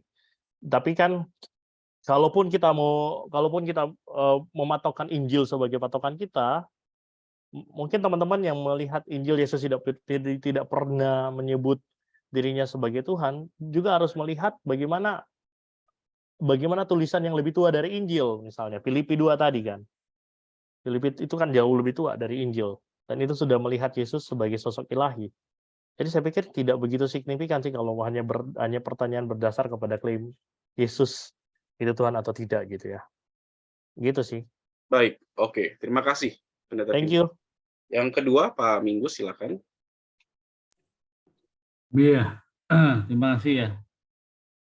Jadi kritik terhadap formula doktrin, dogma yang dimunculkan dari gereja itu bermunculan ya. Misalnya dari teologi feminis. Misalnya sebenarnya yang kita butuhkan itu adalah mengenal Yesus yang historis daripada yang dogmatis. Ya. Bagaimana yang historis itu yang memiliki kekuatan dalam memanifestasikan praksis yang liberatif. Dan memang ternyata di dalam sejarah gereja banyak rumusan kristologi yang justru mendehumanisasikan terhadap realitas kehidupan manusia sendiri ya. Oleh karena itu memang sekarang pertanyaannya adalah misalnya dalam konteks sekarang ini ya, sebenarnya apa yang disebut dengan kebenaran itu ya. Kebenaran itu kan sebenarnya yang disebut kebenaran itu kan pertama itu sesuatu yang menunjuk pada fakta, ada datanya ya. Jadi kalau diterapkan di dalam kristologi bahwa apa yang dikerjakan oleh Yesus Kristus, apa yang dilakukannya. Kemudian kebenaran itu juga terkait dengan moralitas. Apa yang dihadirkan. Jadi apakah sebuah pengetahuan itu mempunyai impact atau tidak yang terkait dengan moralitas. Kemudian yang ketiga, apakah kebenaran itu terkait dengan soal motivasinya bagaimana, soal autentikasinya bagaimana, ya. Kemudian apa yang dimaksud dengan kita mendefinisikan mengenai kebaikan dan keindahan, apalagi di konteks sekarang ini, di mana lukisan itu yang tadinya mempunyai sakral dan spiritualitas, tapi karena diproduksi secara massal dan di dalam era digital, itu memunculkan pengalaman religius atau tidak. Misalnya Henry Nouwen itu pernah melihat lukisan mengenai anak yang terhilang. Lalu dia melihat lukisan itu, dia begitu mendalami. Akhirnya dia memutuskan untuk melayani sebuah komunitas di Prancis. Jadi soal keindahan itu sekarang bukan hanya soal yang muncul di dalam gambar, tetapi sebenarnya memiliki nilai sakralitas atau tidak, mempunyai nilai spiritualitas yang sebenarnya itu ada di dalam tradisi sebelum revolusi digital ini muncul secara masif, ya. Juga mengenai kebaikan, ya. Bagaimana mengartikan mengenai kebaikan, ya. Apakah itu terkait dengan justice, kemudian power, dan love, itu terkait enggak? Nah, memang melihat Kristus itu bisa menggunakan berbagai perspektif, berbagai lensa, ya. Bapak-bapak gereja itu melihat Kristus karena kebudayaannya adalah Yunani, menggunakan filsafatnya adalah filsafat Yunani. Maka filsafat itu sebagai kendaraan untuk menerjemahkan dan menafsir mengenai Kristus. Ya. Tapi bagaimana kemudian hasil daripada tafsiran itu, ini yang menjadi perdebatan dalam teologi sampai kemudian muncul di dalam konsili yang ada. Lalu bagaimana dengan Kristus sekarang ini, ya? Bagaimana dengan Kristus sekarang ini? Bagaimana tentang mengenai kebenaran yang dimunculkan iman kepada Kristus? Ya, kalau memakai pemikirannya Justinus Martyr, tadi ada kontras antara iman Kristen dengan mitologi. Jadi kebenaran kepada Kristus itu adalah kebenaran yang didasari oleh data-data yang valid. Manuskrip yang ada ribuan itu tidak ada satupun yang menolak mengenai kebangkitannya. Ya, toh. Kemudian mengenai morality yang ditunjukkan, keberpihakan dia dalam sikapnya kepada orang-orang yang terpinggirkan, kepada pihak perempuan, itu nyata, ya. Kemudian dalam konteks motivasi yang dia hadirkan, misalnya mengapa Yesus berkata, aku diutus oleh Bapa, ya. Itu harus dipahami di dalam, kalau memakai lensa filsafat Yunani, memang misalnya memakai filsafat yang disebut dengan istilah metaksis. Ya. Metaksis itu artinya bahwa semua yang ada di dalam ruang dan waktu itu lebih rendah daripada dari dunia ide, dari dunia yang kekal. Jadi Yesus itu dalam pemahaman ini, ketika dia mengikatkan diri di dalam ruang dan waktu, dia itu adalah utusan, Bapa lebih besar daripada aku. Tapi ingat baik-baik, inkarnasi itu hanya terjadi 33 tahun saja. Lalu dia kembali kepada Bapa. Jadi dalam menggunakan filsafat Yunani ini, para bapak gereja memang terjebak, ada yang terjebak. Misalnya Origenes itu, dia terjebak di dalam pemahaman bahwa Yesus Kristus itu tersubordinasi oleh Bapa, karena konsepnya metaksis. Dan kalau kelompok Yudaisme, karena premisnya itu adalah monarki yang absolut. Monarki yang absolut. Kemudian itu memunculkan berbagai macam pertanyaan. Jadi memang Kristus itu adalah bagi kita sekarang ini masih sebuah misteri.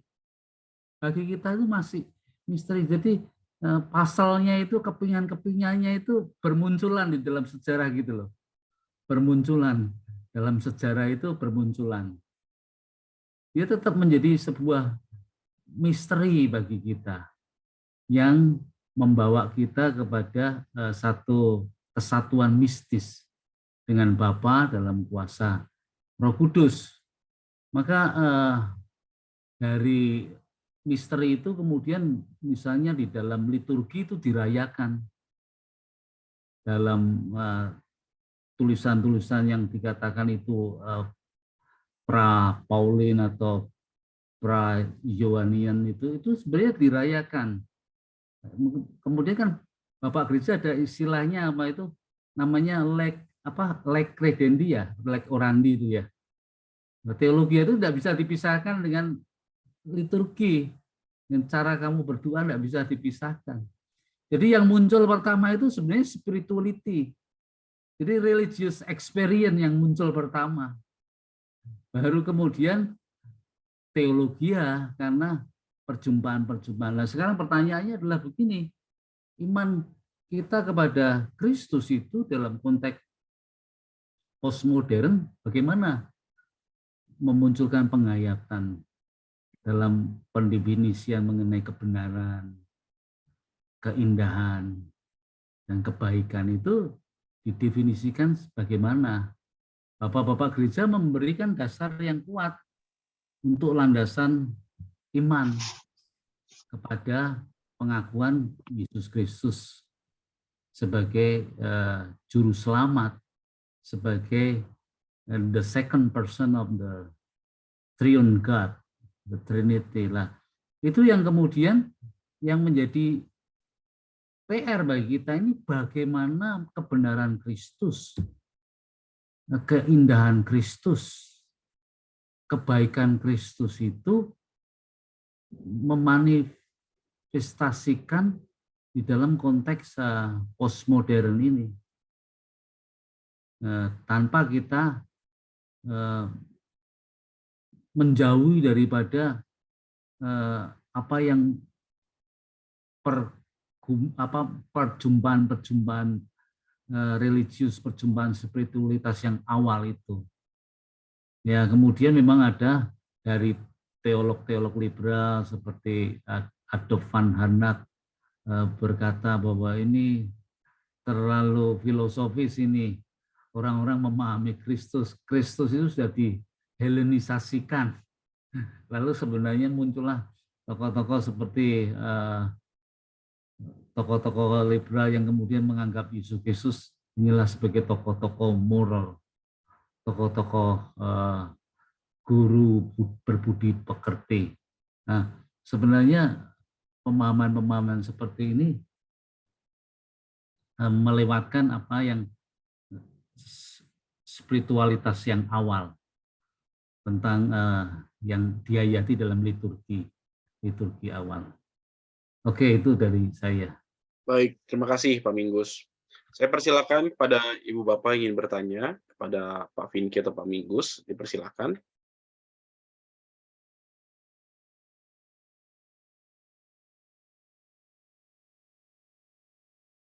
Ada respon dari Pak Rido di grup. Kalau kita tinjau dari berbagai pernyataan dalam Alkitab, bagaimana Nabi memperkenalkan diri mereka adalah utusan Allah, Allah sendiri memperkenalkan diri sebagai Allah Abraham, Ishak, dan Yakub, dan seterusnya. Dan saya melihat bagaimana para murid memperkenalkan Yesus bahwa adalah yang diutus Bapa. Yesus memperkenalkan dirinya dan juga Roh Kudus diperkenalkan bahwa dari Allah. Saya kira secara kontekstual ini merujuk kepada Yesus adalah dari tempat yang sama dengan Bapa, begitupun dengan Roh Kudus di kolom komen. Baik, makasih responnya. Yang lain ada pertanyaan? Atau mungkin ada tanggapan?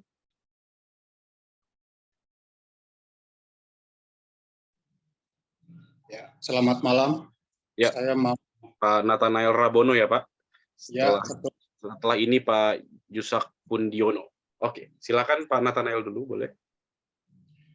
ya, saya nggak bertanya, cuma mau merespon aja, sedikit diskusi juga nggak apa-apa ya. Silakan Pak. Ya, terima kasih untuk Pak Minggus dan Pak Pendeta Pinky ya. Maaf kalau saya salah menyebut nama. Ya, jadi membahas tentang ini ya, kristologi.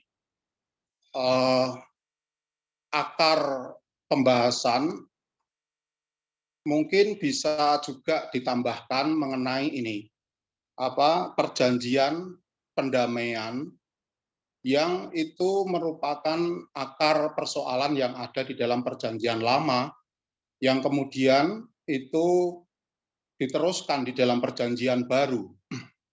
Nah, di dalam tadi disampaikan oleh Pak Minggus bahwa konsep kristologi dari bawah atau konsep Allah yang esa itu adalah Allah yang dinamis, itu sebetulnya adalah konsep dari Yahudi, ya, dari perjanjian lama.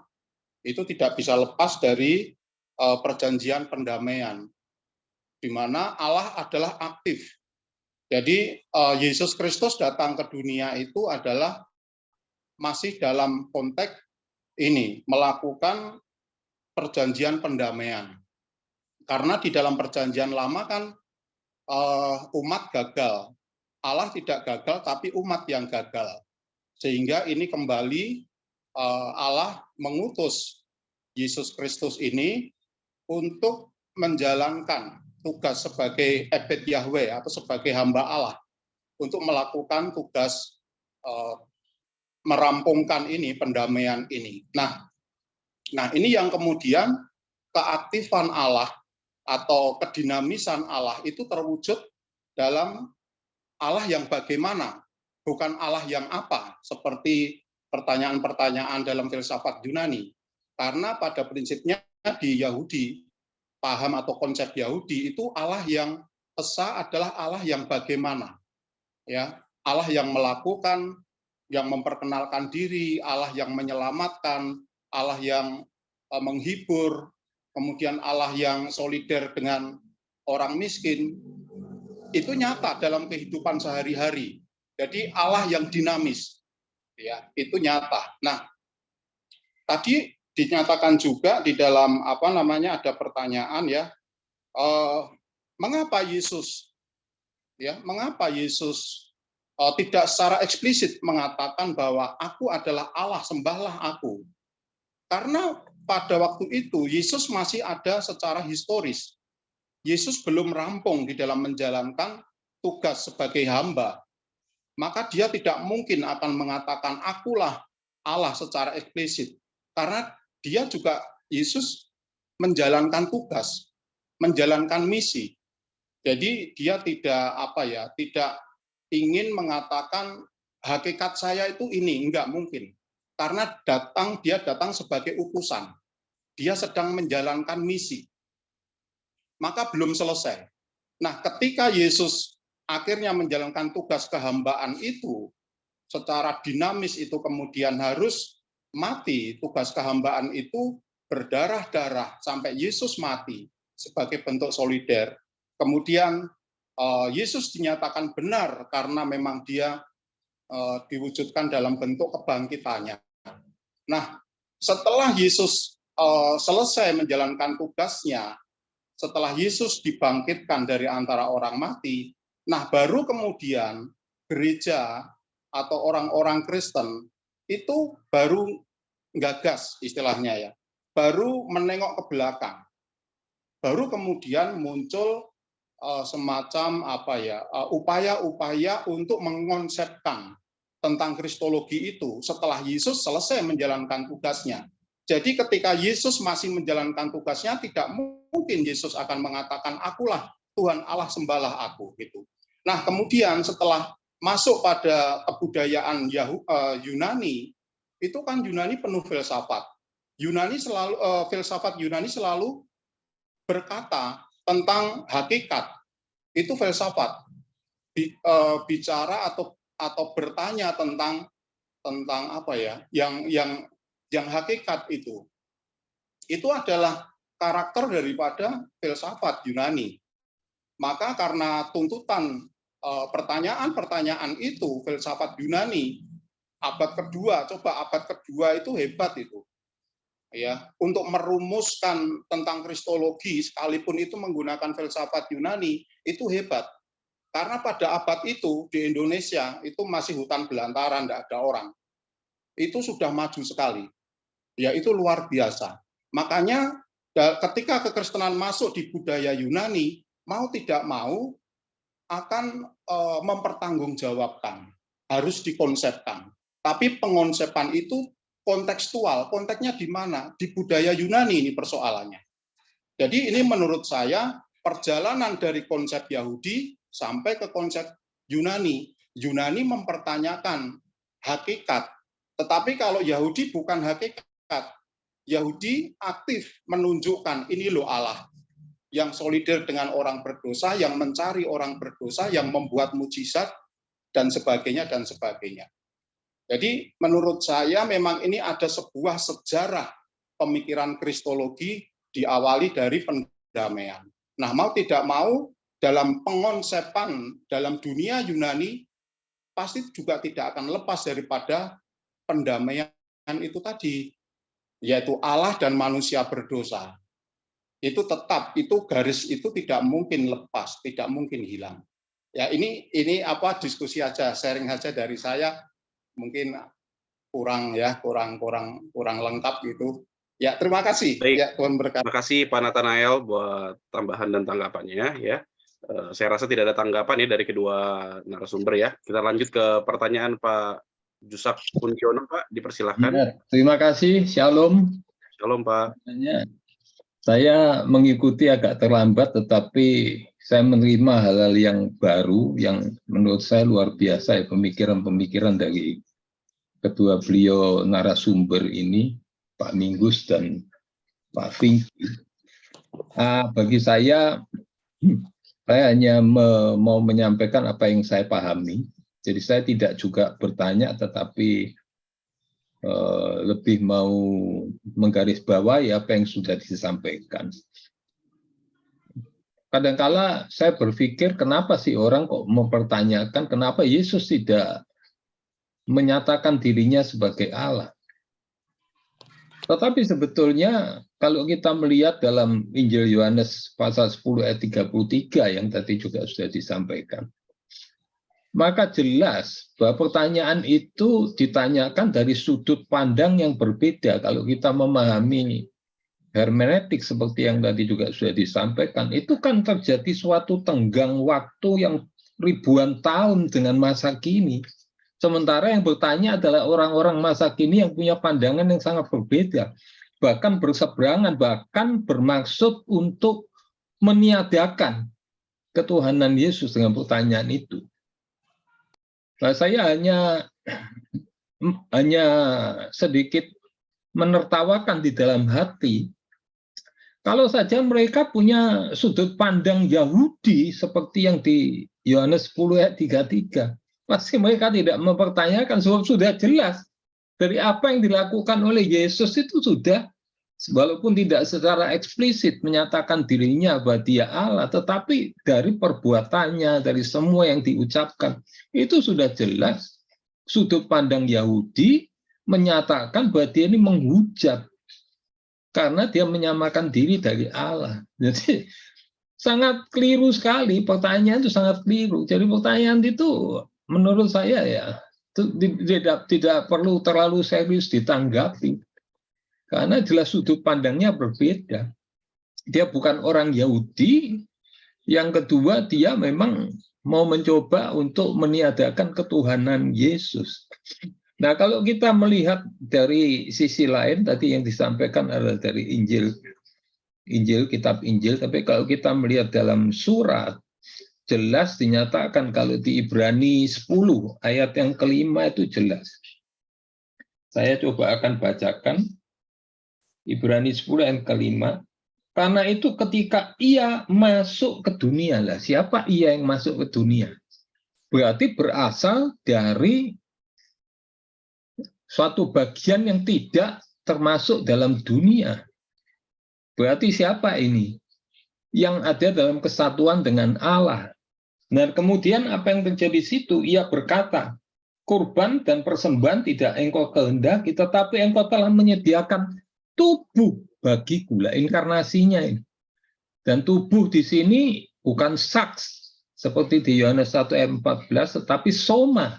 Itu berarti totalitas kemanusiaannya Yesus itu. Sehingga saya sangat setuju pandangan dari Pak Minggus, supaya juga yang tidak boleh dilupakan oleh para teolog-teolog masa kini adalah aplikasinya.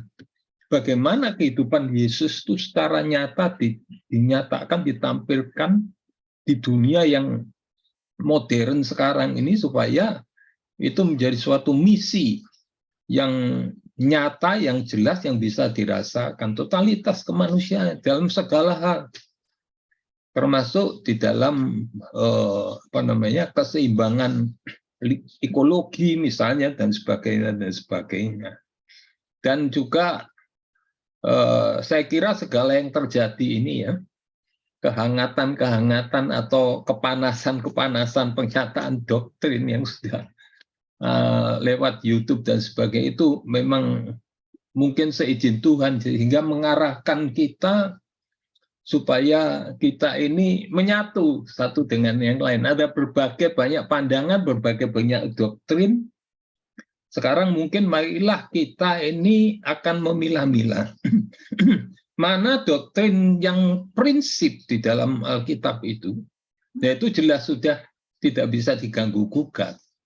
Sebab kategori atau kriteria sebagai penyesat itu juga sudah dinyatakan dalam surat Yohanes. Kita tidak bisa mengganggu-gugat itu, tetapi apa-apa yang tidak prinsip itu sebenarnya tidak perlu dipertajam, tidak perlu diperdebatkan, tidak perlu diperbesar, sehingga akhirnya terjadi konflik seorang teolog atau seorang hamba Tuhan dengan hamba Tuhan yang lainnya. Nah, saya ingin mengutip, sebelum saya mengakhiri tanggapan saya ingin mengutip dalam surat Filipi. Itu sudah sangat jelas sekali. Paulus sendiri, menyatakan pandangannya terhadap orang-orang yang mungkin berbeda dengan dia, itu tidak kemudian menjadikan sesuatu yang menjadi hangat, menjadi panas dan sebagainya. Tetapi dia menyatakan demikian di Filipi 3 ayat 15. Kecuali kalau betul-betul nyata itu suatu penyesatan. Itu suatu penyesatan. Filipi 3 ayat 15. Karena itu marilah kita yang sempurna. Jadi arah kita ini, teologi kita ini kan belum final. Siapapun hamba Tuhan atau teolog, ketika dia berteologi, tidak ada yang final, sebab sedang dalam proses dan progres untuk menuju kepada finalnya nanti di hari kedatangan Tuhan. Tetapi Paulus sudah mengarahkan bahwa kita ini sebetulnya mengarah kepada kesempurnaan. Karena itu marilah kita yang sempurna berpikir demikian. Dan jikalau lain pikiranmu tentang salah satu hal itu akan dinyatakan Allah juga kepadamu. Ayat yang ke-16. Tetapi baiklah, tingkat pengertian yang telah kita capai, kita lanjutkan menurut jalan yang telah kita tempuh. Jadi kita saling mendoakan. Ini juga kita mendoakan tokoh yang sudah memberi pernyataan doktrin yang membuat dunia teologi gonjang-ganjing, sehingga semua, saya lihat hampir semua lembaga ini kemudian memunculkan webinar, seminar mengenai kristologi, mengenai Allah Trinitas. Kita saling mendoakan aja. Ya, terima kasih Pak Minggus, terima kasih Pak Pinky. Terima kasih kepada Terima kasih Pak Jusak. Baik, Ibu Bapak, karena keterbatasan waktu kita, saya mohon maaf bahwa ruang tanya jawab kita tutup ya. Sebentar saya akan persilakan kepada kedua narasumber untuk memberikan respon dan sekaligus mungkin kalimat penutup ya. Lalu ntar kita akan tutup di dalam doa. Silakan Pak Minggus dulu mungkin, baru nanti Pak Vinky merespon dan sekaligus kalimat penutup untuk webinar kita malam hari ini. Iya. Jadi bagaimana sebenarnya teologi tentang Kristus itu mesti menjadi relevan dalam setiap zaman. Itu yang kita perlu gumuli terus. Ya, jangan bilang bahwa saya sudah melakukan eksplorasi yang inovatif karena menemukan teks-teks. Dan teks-teks itu sebenarnya sesuatu yang merupakan penafsiran-penafsiran yang justru sangat narrow gitu loh, dangkal. Jadi sekarang ini eranya bagaimana iman Kristen ini dalam iman kepada Kristus itu terkait dengan interculture, interfaith, bahkan interdisipliner. Tiga hal ini menjadi penting.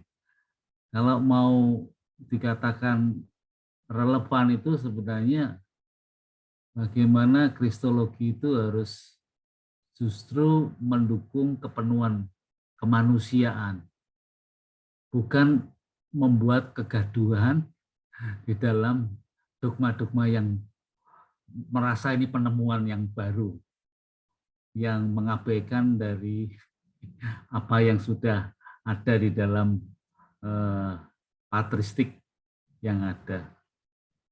Jadi bagaimana fungsional kristologi ini menjadi penting dalam konteks sekarang. Kita boleh bisa meneliti mengenai teks-teks yang ada, tapi kalau tidak dipahami dan dibawa ke arah fungsional,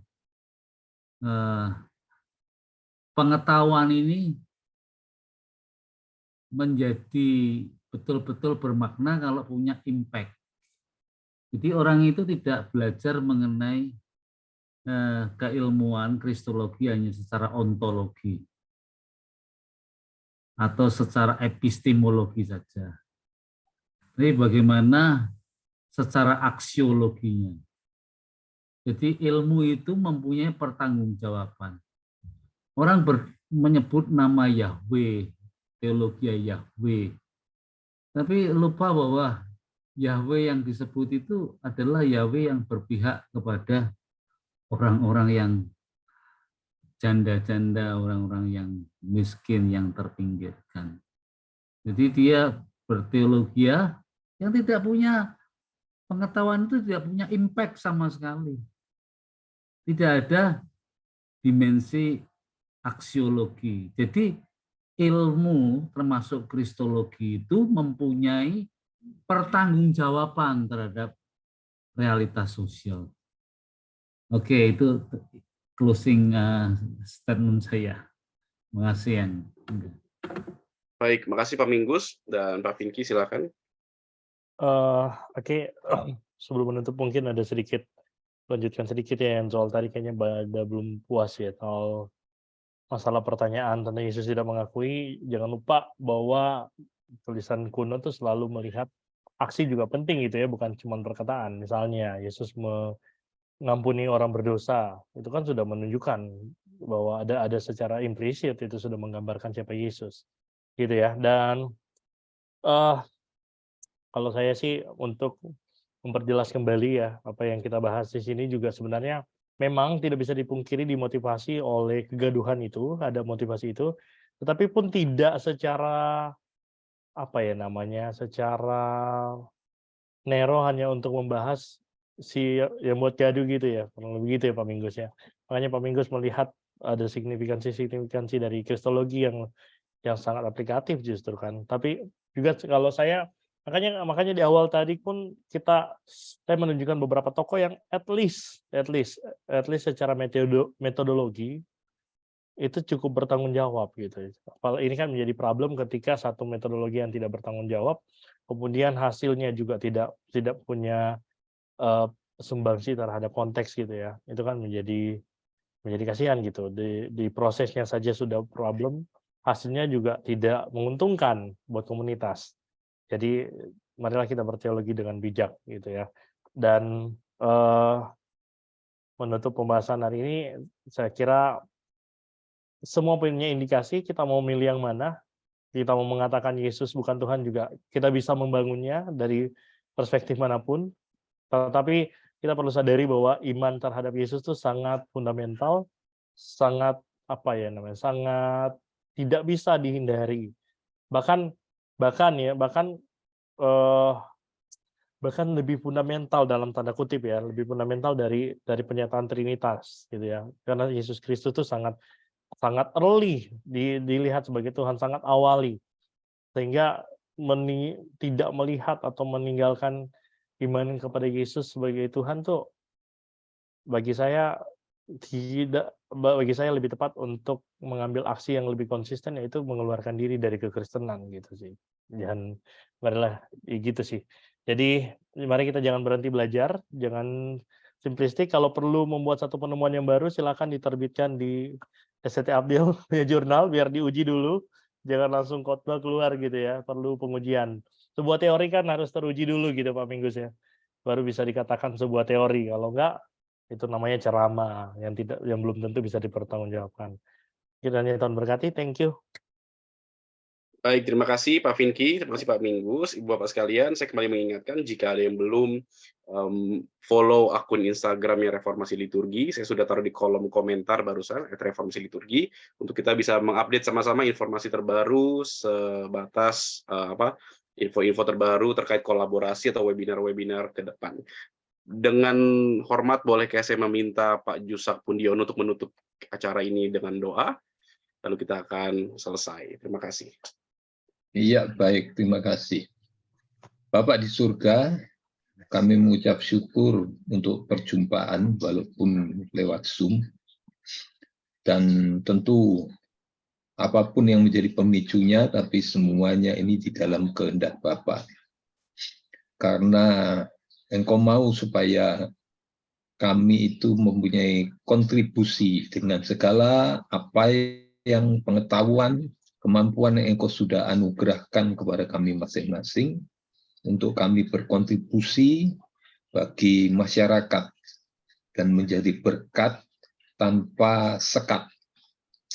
Dengan demikian, kami punya latar belakang STT, mungkin juga denominasi yang berbeda, tetapi disinilah kami boleh menjadi satu dan membicarakan dan menyatakan diri bahwa kami adalah sesama saudara seiman yang terikat di dalam iman kami, kesatuan iman kami kepada Yesus Kristus sebagai Tuhan dan Juru Selamat kami, dan kami adalah orang-orang yang menanti kedatangan Tuhan kedua kali. Terpujilah namamu, berkati moderator, berkati tim penyelenggara, berkati Pak Minggus, berkati Pak Vinky, yang sudah menyediakan waktu dan mencurahkan segenap pikirannya untuk memaparkan segala yang sudah Engkau anugerahkan kepada mereka, kepada kami. Dan kami sungguh-sungguh diberkati. Berkati kami semua, Bapak, dan damai sejahtera dari Bapa yang penuh kasih dan keselamatan dari Tuhan Yesus Kristus dan persekutuan Roh Kudus menyertai kami sekalian hingga Maranatha. Terpujilah namamu, di dalam nama Putramu yang tunggal, Tuhan Juru Selamat kami Yesus Kristus, kami berdoa untuk semuanya ini. Amin. Amin. Terima kasih. Thank you semuanya, thank you Pak Minggus. Semuanya, thank you Pak Minggus. Ini perlu baca itu ya. Selalu. Pak Minggus, Pak Berkati. Vinky. Terima kasih. Thank you semuanya. Thank you Vinky, thank you Angga, thank you